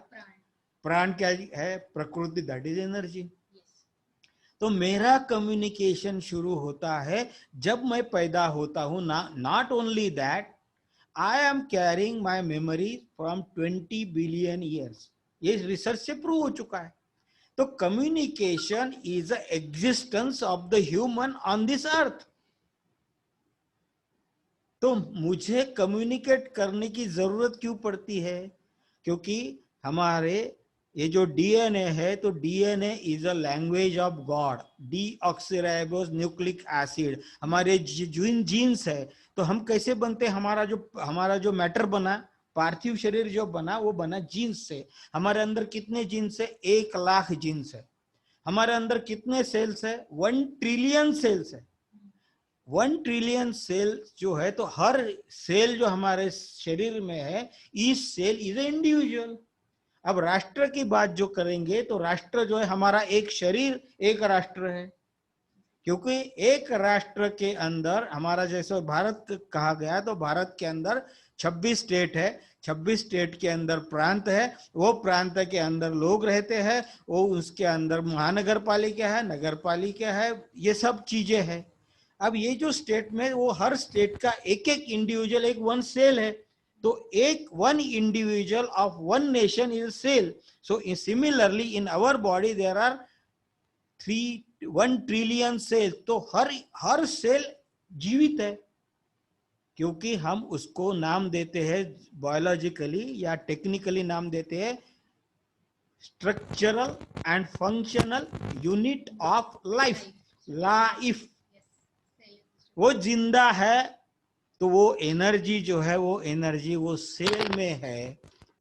तो ये है हमारे अंदर का हर सेल अगर जिंदा है, तो each cell is communicating with other. Pharmacology क्या है? टू अंडरस्टैंड द फार्माकोलॉजी और मॉडर्न मेडिसिन, तो फार्माकोलॉजी में शब्द है transmitter. Neurotransmitter means that particular cell transmits the message from brain to the spinal cord. बाद में एगोनिस्ट और एंटागोनिस्ट, ये शब्द कहां से आ गए? आप किसी के प्रचारक हो या किसी के विरोधक हो, तो हमारे सेल में भी आप डॉक्टर लोगों को पूछ लीजिए, डॉक्टर लोग बोलते हैं कि this medicine is agonist and this medicine is antagonist. मतलब ये दवाई मैं शरीर में खाता हूं, वो शरीर का जो सेल है, क्योंकि एक फॉरेन बॉडी मेरे शरीर में जा रही है, तो वो बॉडी के सेल उसके साथ ये नहीं हो पाते, एडजस्ट नहीं हो पाते। हमारे घर में कोई मेहमान आया, मेहमान के साथ मैं अगर एडजस्ट नहीं हो पाता, क्या करते? We throw him out. Similarly our body also throw it out. तो मेडिसिन की पूरी थ्योरी कम्युनिकेशन पे बनी है। Pharmacology is totally based on the communication of the cell to cell communication, cell to tissue communication, क्योंकि group of cell when combined together to form a particular duty, that is a tissue, when the particular tissue they combine together to form a particular duty is an organ. When they combine together to form a particular duty is a system, and when the entire system combine together to form a body, that is parthiv sharir, that is human being. तो ये भाई, ये जो communication है, ये technical terminology में it is a part of human excellence.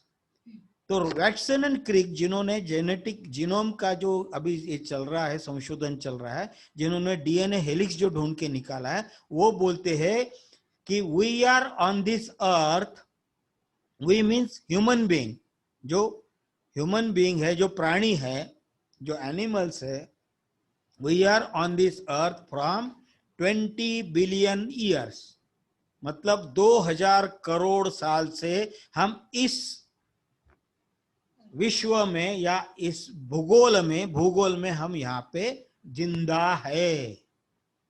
So we are living. अब human का मैंने बात बताया, human means humus, and what is being? Being is the energy which is inside the body, that is functioning, that energy is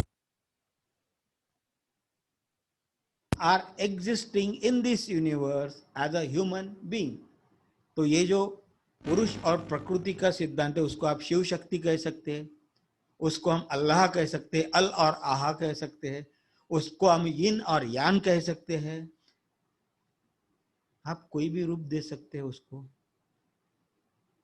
उसको पुरुष और प्रकृति भी बोल सकते हैं। लेकिन अगर communication is a part of my existence, तो ये जो संवाद है, तो संवाद की क्रिया, तो संवाद के लिए पहले क्या हुआ? पहले एक दूसरे से सिर्फ देख के ही समझ लेते थे। जैसे गुरुदेव हमारे गए थे, तो जीव जंतु की बोली समझ लेते थे, on the basis of just vibrations. हम बोलते हैं इसके वाइब्स अच्छे नहीं है, मतलब इसके वाइब्स अच्छे नहीं है। हम अगर एक बस स्टॉप पे खड़े हैं और बस स्टॉप के खड़े रहने के बाद हमको किसी से बात करने की इच्छा होती है और किसी से बात करने की इच्छा नहीं होती, why? It is vibration, because communication has nothing to do with any language. It is your in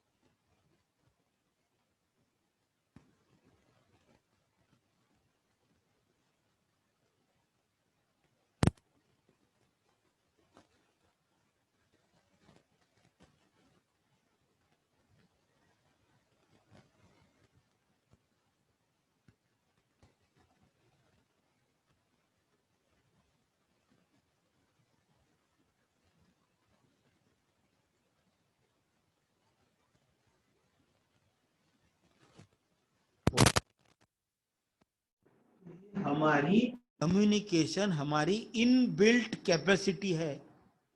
आज क्या हो गया? आज क्या हो? तो सेंस से आता है शब्द सेंसिटिविटी, जिसको बोलते हैं संवेदनशीलता। मराठी में बोलते हैं और हिंदी में बोलते हैं। संवेदना मतलब हम किसी की वेदनाएं नहीं समझ सकते, तो हम कहे के उसके लिए संवेदनशील है। We are not sensitive, we are not sensitive. तो sensitivity is different thing than the emotional, मतलब भावना प्रधान, और संवेदनशीलता ये दोनों अलग चीज है। ये भी संवाद में मीडिया में कोई नहीं सिखाता आजकल। तो प्रसार माध्यम तो बाद में आ गया, पहले आ गया हम एज ए इंडिविजुअल, मेरा व्यक्ति। तो मैं व्यक्ति क्या हूं? अगर मैंने खुद को नहीं समझा, खुद आ में खुद को आने के लिए बोलने की जो क्रिया है वो है खुदा। खुद आ।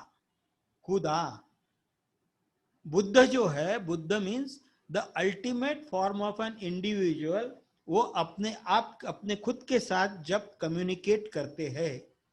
और इसीलिए हमारे अखंड ज्योति में एक कॉलम हमारे गुरुदेव लिखते हैं जिसका नाम है अपनों से अपनी बात।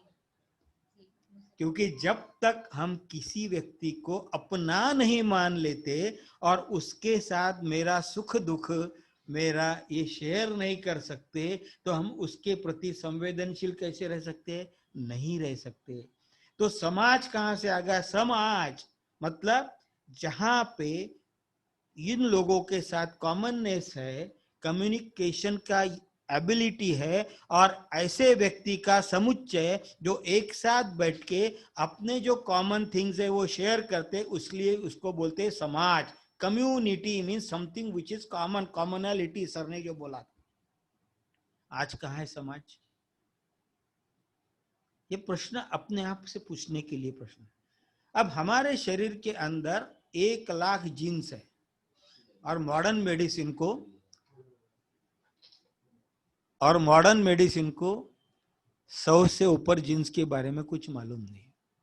मतलब मेरे काया के अंदर प्राणाग्नि का जो जखीरा है, गुरुदेव की एक बहुत सुंदर किताब है जीवेत श्रद्धा शतम, और प्राण ऊर्जा और उसका महत्व, और तीसरा पुस्तक है नाद ब्रह्म और शब्द ब्रह्म।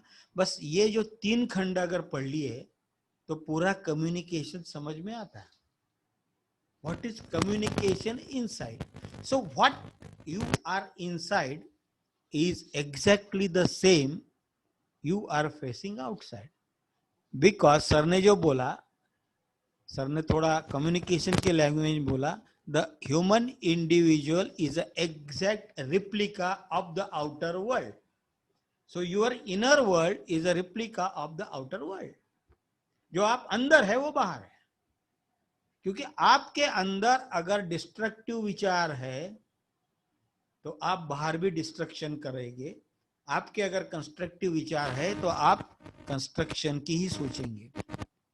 फिर समाज जो था, तो समाज एक व्यक्तियों का समुच्चय था, और व्यक्तियों के समुच्चय में जो एक कॉमन चीज हमको करना है, एक वो कॉमन चीज करने का जो एक समुदाय था, उसके लिए हम एकत्रित आते थे और तब बन गया समाज. फिर परंपराएं शुरू हुई. फिर कोई स्त्री और पुरुष एक में के साथ अगर आकर्षित हुए तो फिर शादी की परंपरा हुई. फिर फैमिली परंपरा, फिर फैमिली ट्रेडिशन शुरू हुई. अब ऐसा करते करते करते करते ये जो पूरा भूगोल है, हमारा यूनिवर्स है, वो यूनिवर्स पूरे राष्ट्र में परावर्तित हो गया. अब आते हैं यहाँ पे, कम्युनिकेशन कहाँ खत्म हो गया. पहले नहीं था क्या? अब आप अगर पुराणे और वेद भी पढ़ते थे तो सबसे पहला प्रचारक जो था, सबसे पहला प्रचारक था ब्रह्मर्षि नारद. नारद, हाँ, नारद मुनि क्या करते थे? वो विचारों का संक्रमण करते थे या आदान प्रदान करते थे, लेन देन करते थे एक देवताओं से. तो देवता जो है, देवता भी प्रकृति के 3 एनर्जी के स्वरूप है: constructive energy, destructive energy and generative energy. So generation, operation and destruction, the 3 energies, that is God, God, Brahma, Vishnu and Mahesh. Brahma is for generation, Vishnu is for operation and Shiva is for destruction. प्रकृति के 3 energy के स्रोत ब्रह्मा, विष्णु, महेश, और इनकी 3 energies है महाकाली, महासरस्वती और महालक्ष्मी. तो communication साहब कहां से शुरू होता है? अपने आप से. अब यहाँ पे क्या हुआ, गलती कहाँ हुई? ये जब हमारा साइंस विकसित हुआ हमारे देश का, तो ये साइंस हम प्रकृति के साथ संवेदना रख के, प्रकृति के साथ संवाद स्थापित करके हमने हमारा ज्ञान विकसित किया. वो ज्ञान को हमने वेद बोला, वेद में से पुराण हो गए, पुराणों से उपनिषद आ गए, और ऐसा एक अंदर की, जैसा हमारे अंदर डिविनिटी है, जो विवेकानंद ने बोला कि every individual is a divine. तो ये डिविनिटी धीरे धीरे धीरे धीरे खत्म हो गई. अब क्या हुआ? फिर आ गया, पहले भाषा आ गई. भाषा के बाद, जैसे मैडम बैठी है यहाँ पे, वो वायलिन में पीएचडी है. हमारे गाड़गे साहब बैठे हैं, वो एस्ट्रोलॉजी में तज्ञ है, एस्ट्रोनॉमी. और ये पूरा पुरुष और प्रकृति का तालमेल बिठाते बिठाते बिठाते, किस ग्रह का किसके साथ कैसा तालमेल है, शरीर का किस वाइब्रेशन से तालमेल है, किस राग का किस सेल से तालमेल है, और ये सब एनर्जी पे काम करते करते करते राग बने. तो 7 राग है, 7 खंड है, 7 कलर है, और सप्त चक्र भी है हमारे अंदर. एनर्जी के सेंटर भी 7 है, राग भी 7 है, कलर भी 7 है. अब कहीं भी और सप्त खंड भी है, सप्त समुद्र भी है, सप्त सरोवर भी है, जहाँ हमारा शांति कुंज है, और हमारे गुरुदेव सप्तर्षि के एक रिप्रेजेंटेटिव भी है. सप्तर्षि तो original form of the universe, Saptarishi, 7 ऋषि. अब धीरे धीरे धीरे ये विकसित होते गया, विकसित होते गया, विकसित होते गया. बाद में भाषा आ गई, भाषा के बाद उसको छपना आ गया, छपाना आ गया, लिखना आ गया, उसके स्क्रिप्ट आ गए, लिंग्विस्टिक आ गया. स्क्रिप्ट तैयार हो गई, ड्राइंग तैयार हो गए, पेंटिंग तैयार हो गए, म्यूजिक तैयार हो गया, डांस तैयार हो गया, डांस में मुद्राएं तैयार, ये सब verbal and non verbal communication के मेथड इंसान ने तैयार किए, भगवान ने नहीं तैयार किए, इंसान ने तैयार। अब ये सब होते जो व्यक्ति एक प्रकृति के साथ तालमेल रख के चलता था वो व्यक्ति भटक गया। तो इसीलिए गुरुदेव ने लिखा है मनुष्य यह भटका हुआ देवता है। There is no God at all, only a human being is a God. The purest form of a human being is a God. तो हमारे विचार अशुद्ध होते गए, अशुद्ध होते गए, अशुद्ध होते गए और मॉडर्न जमाना आ गया और मॉडर्न जमाने में we have detached from the entire nature.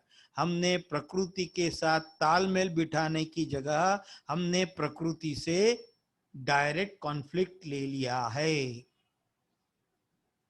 हम पेड़ काटेंगे उसको डेवलपमेंट बोलेंगे। राष्ट्र निर्माण मतलब पेड़ काटना, नदियों की रेती निकालना, सबका दोहन करना। प्रकृति ने हमको जो जो चीज दिए सबका दोहन करना, सबके ऊपर बलात्कार करना हमारे स्वार्थ के लिए। बिकॉज हम as a individual we are considering that we are the most talented creature in this universe, बाकी हमारे सिवा कुछ नहीं है। तो ये जो स्पर्धा आ गई, अहंकार आ गया, जेलसी आ गई, हेट्रेड आ गया। अब इसमें क्या हो गया, इसमें जो हमारी सेवाएं थी, जो हमारे सेवा भाव था, वो सेवा भाव खत्म हुआ। और फिर हमारी जो शिक्षा थी, तो शिक्षा एक सेवा थी। तो अभी now education has become industry, और जो इंडस्ट्री बनती है वहां पे प्रॉफिट आता है, वहां बिजनेस होता है। तो एजुकेशन हैज बिकम इंडस्ट्री। हमारा हेल्थ, स्वास्थ्य जो था वो स्वास्थ्य भी सेवा थी। अभी now it is a health industry और there is a word nowadays coined that is health tourism. अरे दुबई में थोड़ा कम खर्चे में होता है, यहाँ पे ज्यादा खर्चे में होता है। तो हेल्थ टूरिज्म, हेल्थ इंडस्ट्री, बाद में पॉलिटिकल इंडस्ट्री, बाद में रिलीजियस इंडस्ट्री, क्योंकि हर धार्मिक संस्थान भी रिलीजियस इंडस्ट्री बन गई है। और सब महात्माएं जो है, महात्मा भी सब गॉड फादर है। They are not God father, they are gods on this earth nowadays. कोई काले कपड़े में अटका है, कोई पीले कपड़े में अटका है, कोई सॉरी मैं भी पीले कपड़े पहना, कोई लाल कपड़े में अटका है, कोई हरे कपड़े में अटका है, कोई नीले कपड़े में अटका है, कोई सफेद कपड़े में अटका है। और इतना इतना बवाल, इतना इतना कंफ्यूजन क्रिएट किया है। तो religion has also become biggest industry.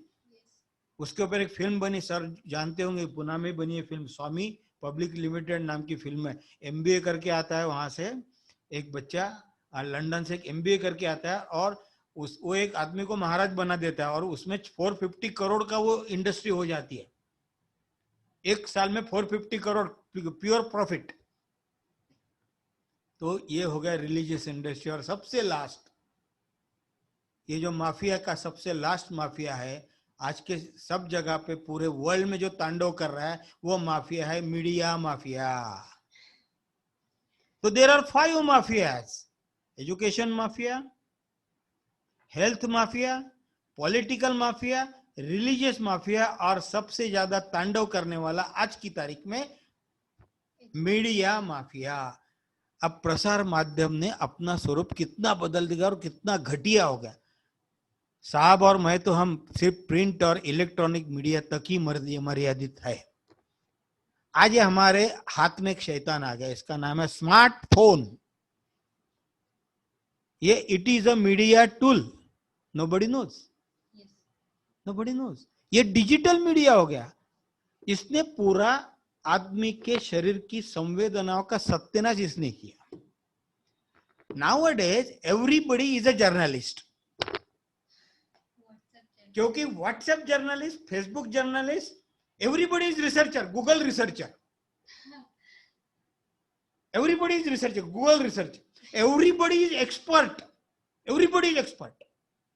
आप किसी से भी और कितना और ब्लंटली है ना, झूठ भी कितना इतना पॉलिशली झूठ बोल देते हैं।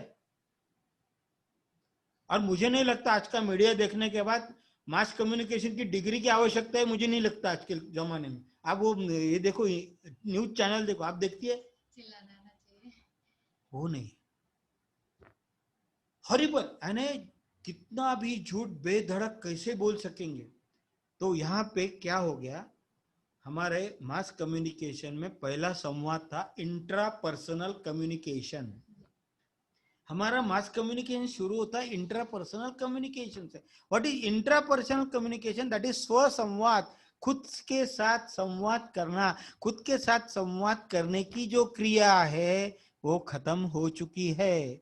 खुद के साथ आदमी तभी संवाद कर सकता है जब वो एक शांतता में वातावरण में बैठता है, या जब हम किताब पढ़ते हैं। तो किताब, इसीलिए मैं ये बेटी को बोला कि पहले आप किताब पढ़ो, क्योंकि किताब पढ़ने की क्या होता है कि आप उस ऑथर के विचारों के साथ खुद को लिंक करते हैं। इसीलिए गुरुदेव ने बोला कि गायत्री मंत्र लिखो, मंत्र लेखन, क्योंकि हम अपने आप के साथ वो मीडिया से लिंकअप होते हैं।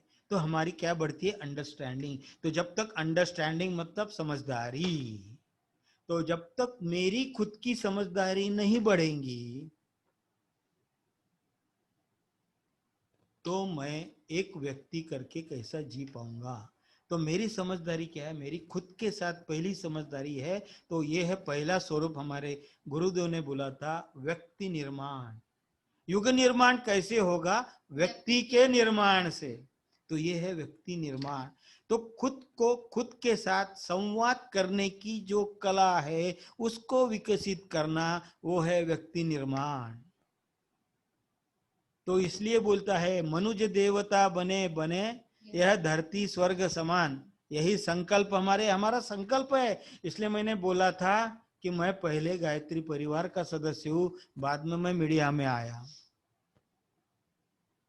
तो ये व्यक्ति निर्माण।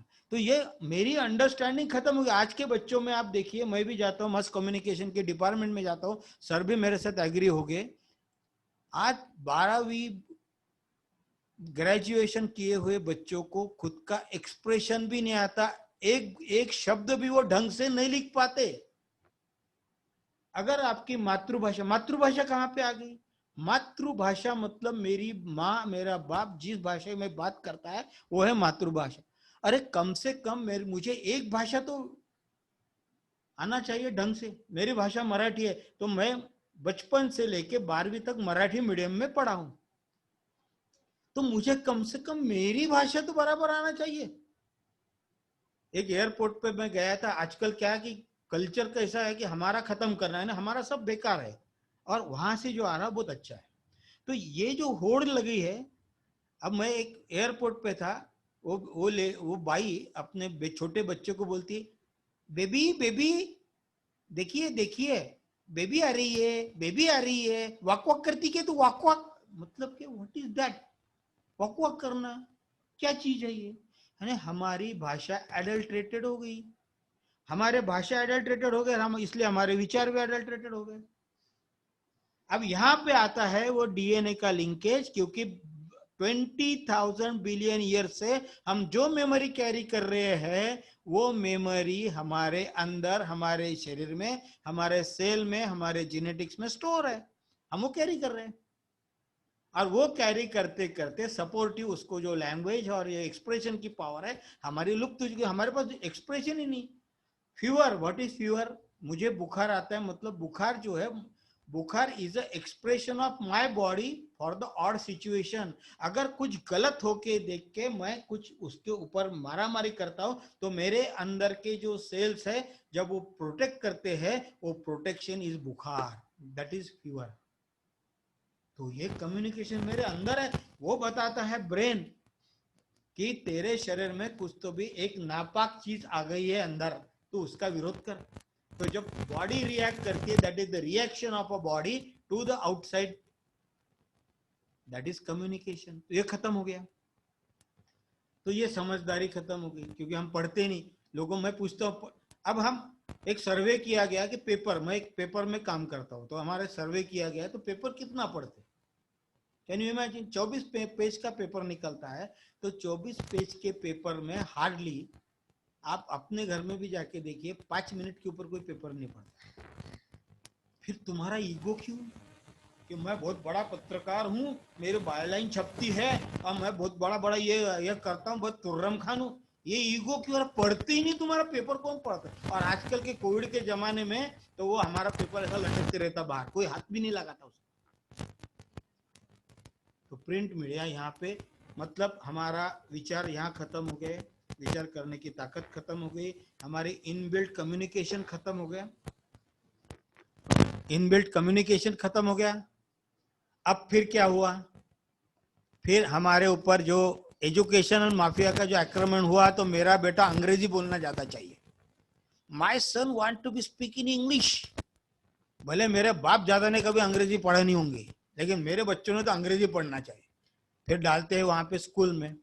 अब वो स्कूल में डालने के बाद घर में अगर मराठी बोलता है, घर में हिंदी बोलता है, घर में तमिल बोलता है, घर में संस्कृत बोलता है, तो अंग्रेजी टीचर के पास वो अपने आप को संवाद नहीं कर पाता, कोरिलेट नहीं कर पाता। यहाँ पे वो सुसंवाद नहीं होता, because when you are not able to communicate or understand your teachers in the education, how you can understand what he is saying? तो ये सुसंवाद खत्म हो गया। तो ये बच्चा कंफ्यूजन में जीता है बचपन से। अब कितना भी पीएचडी लेवल ने डीलेट लेवल के आदमी को आप बुला लो, मैं आपको दावे के साथ बोलता हूँ, कंफ्यूज स्टेट ऑफ माइंड में रहता है। It is a confuse state of mind, क्योंकि बचपन में उसका बेसिक ही क्लियर नहीं है ना। बड़े बड़े लंबे, बिल्कुल ऐसे लंबे लंबे नाम बताएंगे वो मेडिकल टर्मिनोलॉजी में, और उसको अपन बोलेंगे कि मराठी में हिंदी में समझा, वो नहीं समझा सकता, क्योंकि उसको नहीं समझा, इसलिए वो लोगों को नहीं समझ सकता।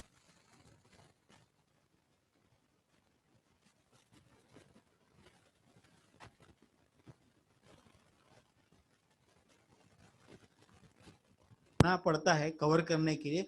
मुझे फैशन शो में भेजा गया, अब मुझे फैशन शो नहीं समझता तो नहीं समझता, what is wrong in that? You should accept. नहीं समझता मुझे, तो भाई साहब अगर उनमें एक्सपर्ट है, मैं इनके साथ इनको अगर पूछूंगा कि भाई साहब आप ये फैशन शो कवर करने आए, तो आप मुझे बताइए आपको समझता है फैशन शो क्या है? What is wrong in that? लेकिन हमारा समाज क्या हो गया?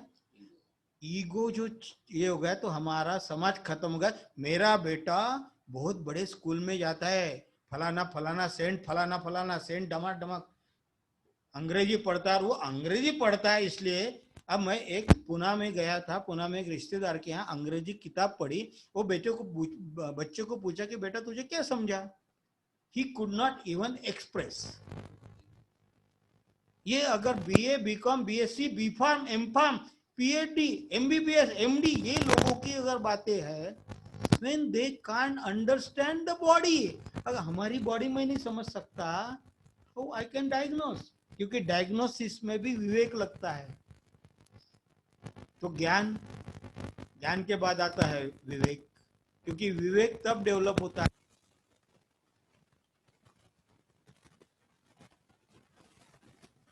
अब जिम्मेदारी तो लेना नहीं हमको, क्योंकि मैं 20 साल से मीडिया में हूं। हम क्या करते हैं, सर आगे होंगे मेरे से, इसने ये बोला, उसने वो बोला, उसने वो बोला, मैंने कुछ नहीं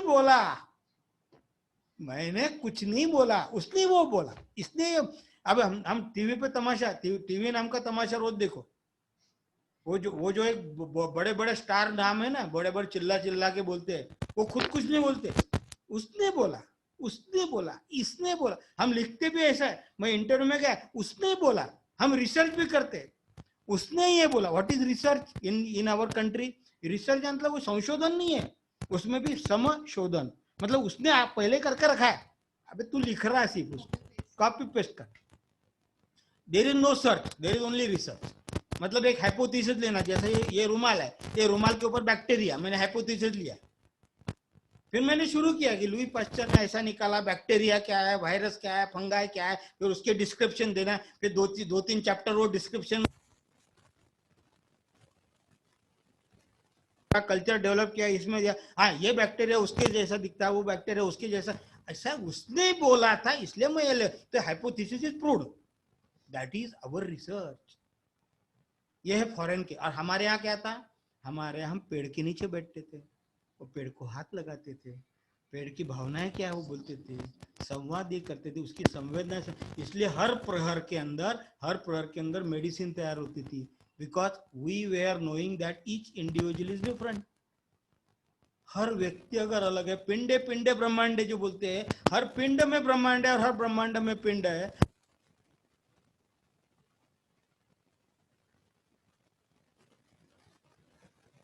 स्टोन में क्यों पहनूंगा? और ये जो तमाशा चल रहा है, ये कोविड में बहुत ज्यादा बढ़ गया। कितने एक्सपर्ट हो गए, मैं वो लास्ट टाइम भी बोला था, कितने एक्सपर्ट। अरे आपका बॉडी अलग है, आपका जो आप जैसे ग्रूम अप हुए ये अलग है, इसलिए खुद को संवाद नहीं, समझदारी नहीं, ईमानदारी नहीं, जिम्मेदारी नहीं। तो जिम्मेदारी लेना नहीं हमको, तो काय की पत्रकारिता है। और फिर बहादुरी का तो नाम ही नहीं, क्योंकि जब शौर्य पुरस्कार मुझे मिला है तो नेशनल मीडिया ने मेरा इंटरव्यू लिया, how the journalist can get the bravery award. National media पूछ रहा है how a journalist can get a bravery, क्योंकि ब्रेवरी तभी आती है जब आपका ये पूरा क्लियर है, आपके ऑब्जेक्टिव अगर लाइफ में क्लियर है, आपको क्या करना है ये क्लियर है, आपके गोल्स क्लियर है, और आप में वो समझदारी है, आप में ईमानदारी है, जिम्मेदारी है, तो ही आप में बहादुरी आ सकती है। नहीं तो फिर machine dependent doctor, profit dependent chemist और ड्रग डिपेंडेंट पेशेंट। क्योंकि हमको कुछ भी आ गया, सर्दी बहुत बुरी, अरे सर्दी तो बहुत बड़ी चीज, बढ़िया चीज है। It is a expression of your body to react with your acid. जब एसिड आता है तो एसिड को कंट्रोल न्यूट्रलाइज करने के लिए कफ आता है, तो कफ वात पित्त त्रिदोष बोला है उस दिन आयुर्वेद में, तो ब्रह्मा विष्णु महेश ये त्रिदोष, कफ वात पित्त वही है, कहाँ अलग है। अब ये जो विचार करता हूं तब मुझे एक ही ज्योति दिखाई देती है, वो अखंड ज्योति। क्योंकि अखंड ज्योति 1936 से लगातार चल रही है, और गुरुदेव को मैं पत्रकार के रूप में ज्यादा मानता हूं, क्योंकि एक अकेला पत्रकार जिसका नाम था पंडित श्रीराम शर्मा आचार्य, जो व्यक्ति ने कभी उसने ये बोला नहीं लिखा, जो अपने विचार लिखे वो प्रखरता से रखे। एक अखंड ज्योति जिसमें कोई एडवर्टाइजमेंट नहीं है, आज की तारीख में 6 करोड़ का सर्कुलेशन है, एक भी एडवर्टाइज नहीं है। नहीं तो हमारे नेशनल मीडिया टीआरपी कितनी है, आज एडवर्टाइज नहीं आए तो तुम्हारा नहीं छप सकते। एक अखंड ज्योति जिसमें कौन लिखता है उसके नाम भी किसी को मालूम नहीं। हमारा ईगो, मेरी बायलाइन क्यों नहीं जा रहे सर, मैं बड़ा तुर्रम खान हूं, मेरी बायलाइन होना चाहिए, मैं बड़ा है ये करके जाऊंगा, मेरी बायलाइन होना चाहिए यार, सवाल ही नहीं।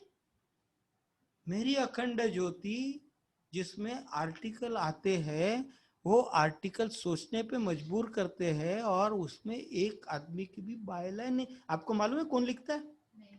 आपको मालूम है कौन लिखता है?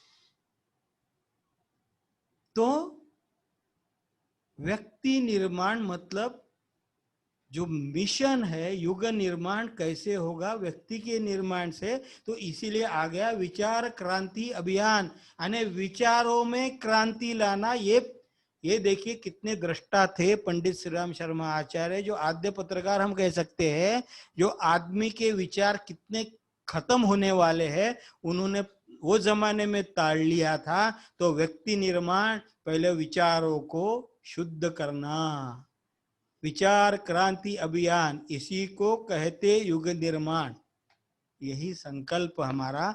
तो व्यक्ति निर्माण, तो व्यक्ति का परिवर्तन, व्यक्ति के साथ परिवार का परिवर्तन, परिवार के साथ समाज का परिवर्तन, समाज के साथ राष्ट्र का परिवर्तन, राष्ट्र के साथ विश्व का परिवर्तन। और आज जो दौर चल रहा है, हम युग का परिवर्तन करने के लिए हम युग सैनिक तैयार हो रहे हैं। तो एक छोटे से शब्द में, क्योंकि मैं तो ज्यादा ज्ञानी हूं नहीं, हूँ तो गुरुदेव का बच्चा, जो कुछ समझा, जो कुछ पाया तो गायत्री परिवार में पाया, क्योंकि माता जी की कृपा थी। क्योंकि माता जी ने मुझे बोला था, मैंने जीवन दान के लिए संकल्प किया था हरिद्वार में 30 साल पहले, तो माता जी ने मुझे बोला, बेटे तुझे बहुत काम करना है। मुझे ख्याल में नहीं आया था कि एक मेडिकल रिप्रेजेंटेटिव जैसा आदमी, और जो मस्त था पैसा कमाने में और इंसेंटिव कमाने में, बहुत मस्त था, तो उसको क्या काम करना चाहिए मुझे मालूम नहीं था। ये तो सब माता जी की कृपा थी। तो उन्होंने शांति कुंज में जो मुझे दिया, और उन्होंने बोला, बेटे तुझे मिशन के लिए बहुत करना है। और मैं पत्रकार बना। अभी भी मैं पत्रकार नहीं हूँ, अभी मैं खुद को इंसान बनाने की कोशिश कर रहा हूँ। मैं कोशिश कर रहा हूँ इंसान बनने की, क्योंकि मेरे गुरुदेव ने भी 3200 किताबें लिखी। जैसा मैंने बोला कि पेपर कोई नहीं पढ़ता, तो आज की तारीख में कोई भी नहीं पढ़ता, तो गुरुदेव ने लिखे हुए 3200 किताबें पढ़ने के लिए मुझे कम से कम 10 जन्म लगेंगे, और वो समझने के लिए मुझे और 10 जन्म लगेंगे, और उसका आकलन होने के लिए भी मुझे और 10 जन्म लगेंगे। तो मतलब वो जो डीएनए है मेरा, वो डीएनए में वो मेमोरी जैसे आ जाएंगे, एक लाइफ से दूसरे लाइफ, तो मुझे मालूम नहीं कितने जन्म लगेंगे। लेकिन मैं बहुत बहुत धन्यवाद प्रकट करता हूँ कि मेरे जैसे छोटे से अपने गुरु के बेटे को अपने घर में बुला के मेरे दो विचार सुने, क्योंकि ये मेरा परिवार है। और गायत्री परिवार में परिवार के सदस्य को बुला के परिवार के सदस्य के विचार सुनना, ये भी अपने आप में बहुत बड़ी बात है। क्योंकि आजकल हर परिवार का एक सदस्य भी व्हाट्सएप खेलते हैं, मालूम है क्या? वो बात भी नहीं करते कभी किसी से, व्हाट्सएप। और अभी ये जो राक्षस बता रहा हूं मैं, ये राक्षस ऐसा कि आप हम जो बात करते हैं उस टाइप के आपको पूरा ये आ जाता है। उसको बोलते हैं स्कूप या स्नूप कुछ तो भी। तो ये स्पाइंग चल रहा है। हमने अगर कुछ ढूंढा, कोई सर्च किया ना, तो वो सर्च किया तो वैसे ही हमारे ऊपर एडवर्टाइजमेंट आ जाती है, bombarding. So it is a information explosion. Information explosion में there is a bombarding of explosion, and everything has been lost including your thoughts. So बहुत बहुत धन्यवाद।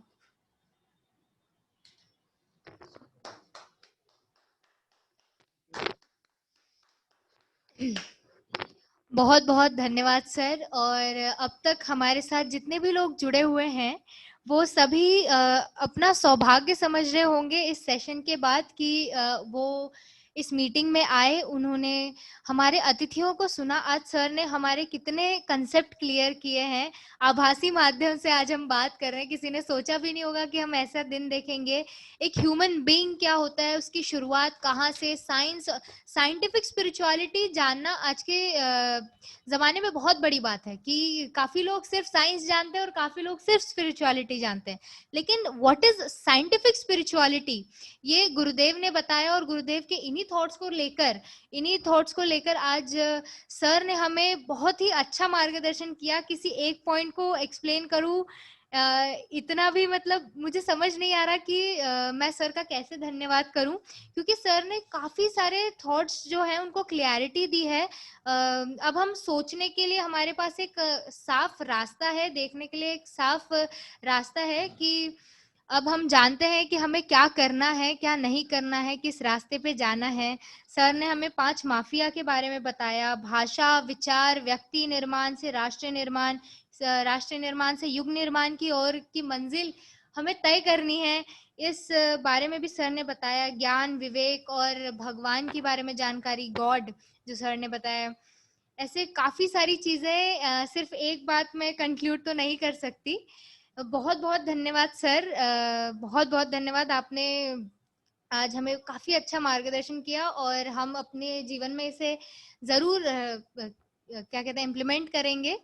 और कोशिश करेंगे कि आप जैसे तो बन नहीं पाएंगे, लेकिन कम से कम आपका थोड़ा अंश हम अपना सकें और गुरुदेव के विचारों को सदैव अपने जीवन में उतार सकें। बहुत बहुत धन्यवाद। इसके बाद के क्रम में बढ़ते हुए मुझे बहुत ही अफसोस हो रहा है बताते हुए कि श्रद्धेय पारधी सर अत्यंत आवश्यक कार्य में व्यस्त होने की वजह से हमें आशीर्वाद प्रदान करने इस मीटिंग में तो नहीं आ पाएंगे, लेकिन इन कार्यक्रम की श्रृंखलाओं के संयोजक श्री बिड़वाइक बाबू जी, इन्हें मैं आमंत्रित करना चाहूंगी कि वह आए और संक्षिप्त में अपना आशीर्वाद और अपना मार्गदर्शन प्रस्तुत करें। श्री बिड़वाइक बाबू जी।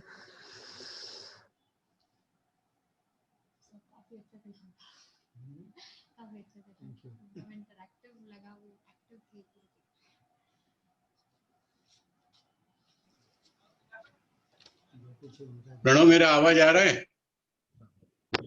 जी सर, आप ऑडिबल हैं। हाँ। सर्वप्रथम मेरे साथ एक बार गायत्री मंत्र का उच्चारण करेंगे। ओम भूर्भुवः स्वः तत्सवितुर्वरेण्यं भर्गो देवस्य धीमहि धियो यो नः प्रचोदयात्। सर्वप्रथम गुरुसत्ता को प्रणाम करके मैं आप वेबिनार में उपस्थित सभी सुनने वालों का और दोनों व्यक्तियों का, दोनों वक्ताओं का मैं स्वागत करता हूं और धन्यवाद भी देता हूं। मैं सर्वप्रथम दोनों वक्ताओं से एक माफी चाहता हूं क्योंकि कार्यक्रम के पूर्व मैंने उनसे संपर्क करना चाहिए और एज ए फॉर्मेलिटी पर वो नहीं कर पाया कोई व्यस्तता के कारण, उससे मैं क्षमा चाहता हूं। आज दोनों वक्ताओं से जो बड़ी मार्मिक चीजें बाहर आ गई, राष्ट्र ये शब्द का, इसका डेफिनेशन, इसकी व्याख्या आज नए रूप से हमको देखने को मिली। साथ साथ कम्युनिकेशन ये शब्दों को भी आज बड़ी अलग तरीके से हमको एक सामने लाया दिवे जी ने। भारत में या कहीं भी जाओ, पूरे महाराष्ट्र में जाओ या पूर्ण भारत में जाओ, यहाँ 100 से 150 किलोमीटर में संस्कृति बदलती है, भाषा बदलती है और सब बदला होता है। इसके बावजूद भी ये राष्ट्र एक रहता है, ये कम्युनिकेशन से, ये मीडिया से, इस संचार माध्यम ने काम तो बहुत किया है, परंतु कुछ न कुछ उसमें त्रुटियां हैं जो आज दोनों वक्ताओं ने रखी है। इसलिए मैं उनको बहुत धन्यवाद देता हूँ। समय की अपनी सीमाएं और ज्यादा समय हम नहीं ले पाते हैं। सिर्फ एक बात मैं बताना चाहूँ, जो दिवे जी ने भी कहा और डॉक्टर साहब ने भी कहा कि व्यक्ति महत्व की है, तो गुरुदेव ने जो एक परिभाषा दी है, व्यक्ति निर्माण से समाज निर्माण, समाज निर्माण से राष्ट्र निर्माण, तो आज ये सभी बातें इस विश्लेषणात्मक हम जान पाए। समय के अभाव से मैं अपने विषय को विराम देता हूँ। बहुत बहुत धन्यवाद।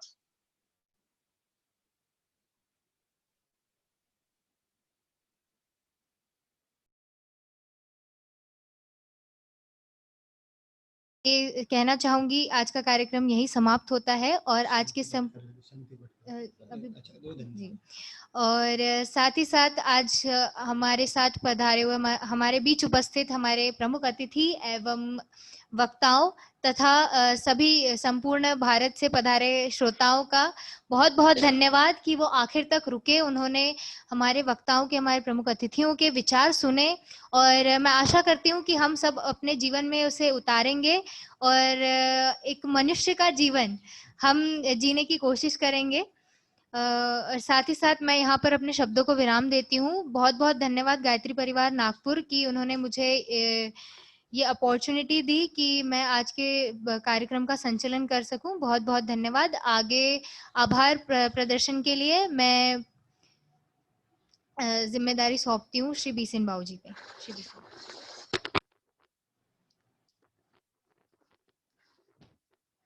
धन्यवाद शिवालिका।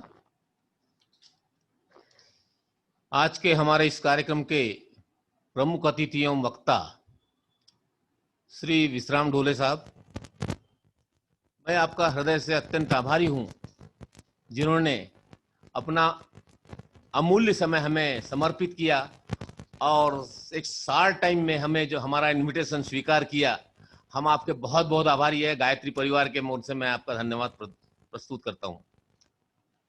साथ ही हमारे दूसरे वक्ता के रूप में आदरणीय दिवे साहब हमारे विशेष अतिथि जरूर है, पर वो हमारे परिवार के एक सदस्य है और अपने परिवार के सामने ही उनने अपनी बात रखा, उनको धन्यवाद तो मैं नहीं दूंगा, परंतु मैं उनसे ये आशा करूंगा कि आगे कभी हमारे इसी तरह हमारे प्रोग्राम में हमारा साथ देते रहें, हमारा मनोबल बढ़ाते रहें। धन्यवाद भाई साहब एक बार आपको।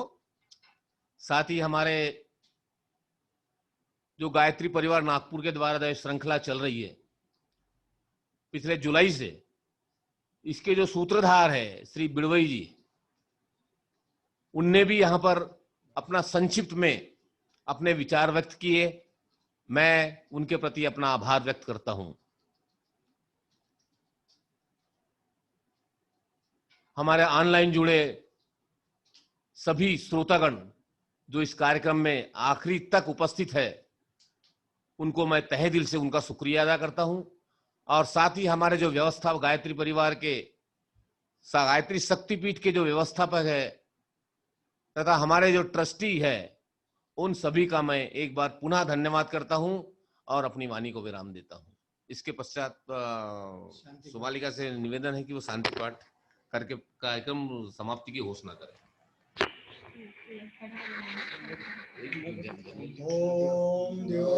ओम देव शांति अंतरिक्षगुम शांति पृथ्वी शांतिरापः शांति ओषधय शांति वनस्पतयः शांतिर्विश्वे देवा शांति ब्रह्म शांति सर्वगुण शांति शांतिरेव शांति सामा शांतिरेधि। ओम शांति देव सवितर दुरितानि परासुव यद्भद्रं तन्नासुव। ओम शांति शांति शांति सर्वारिष्टसु शांतिर्भवतु। यह कार्यक्रम का पुनः प्रसारण आप गायत्री परिवार नागपुर के YouTube चैनल पर देख सकते हैं। सभी का धन्यवाद।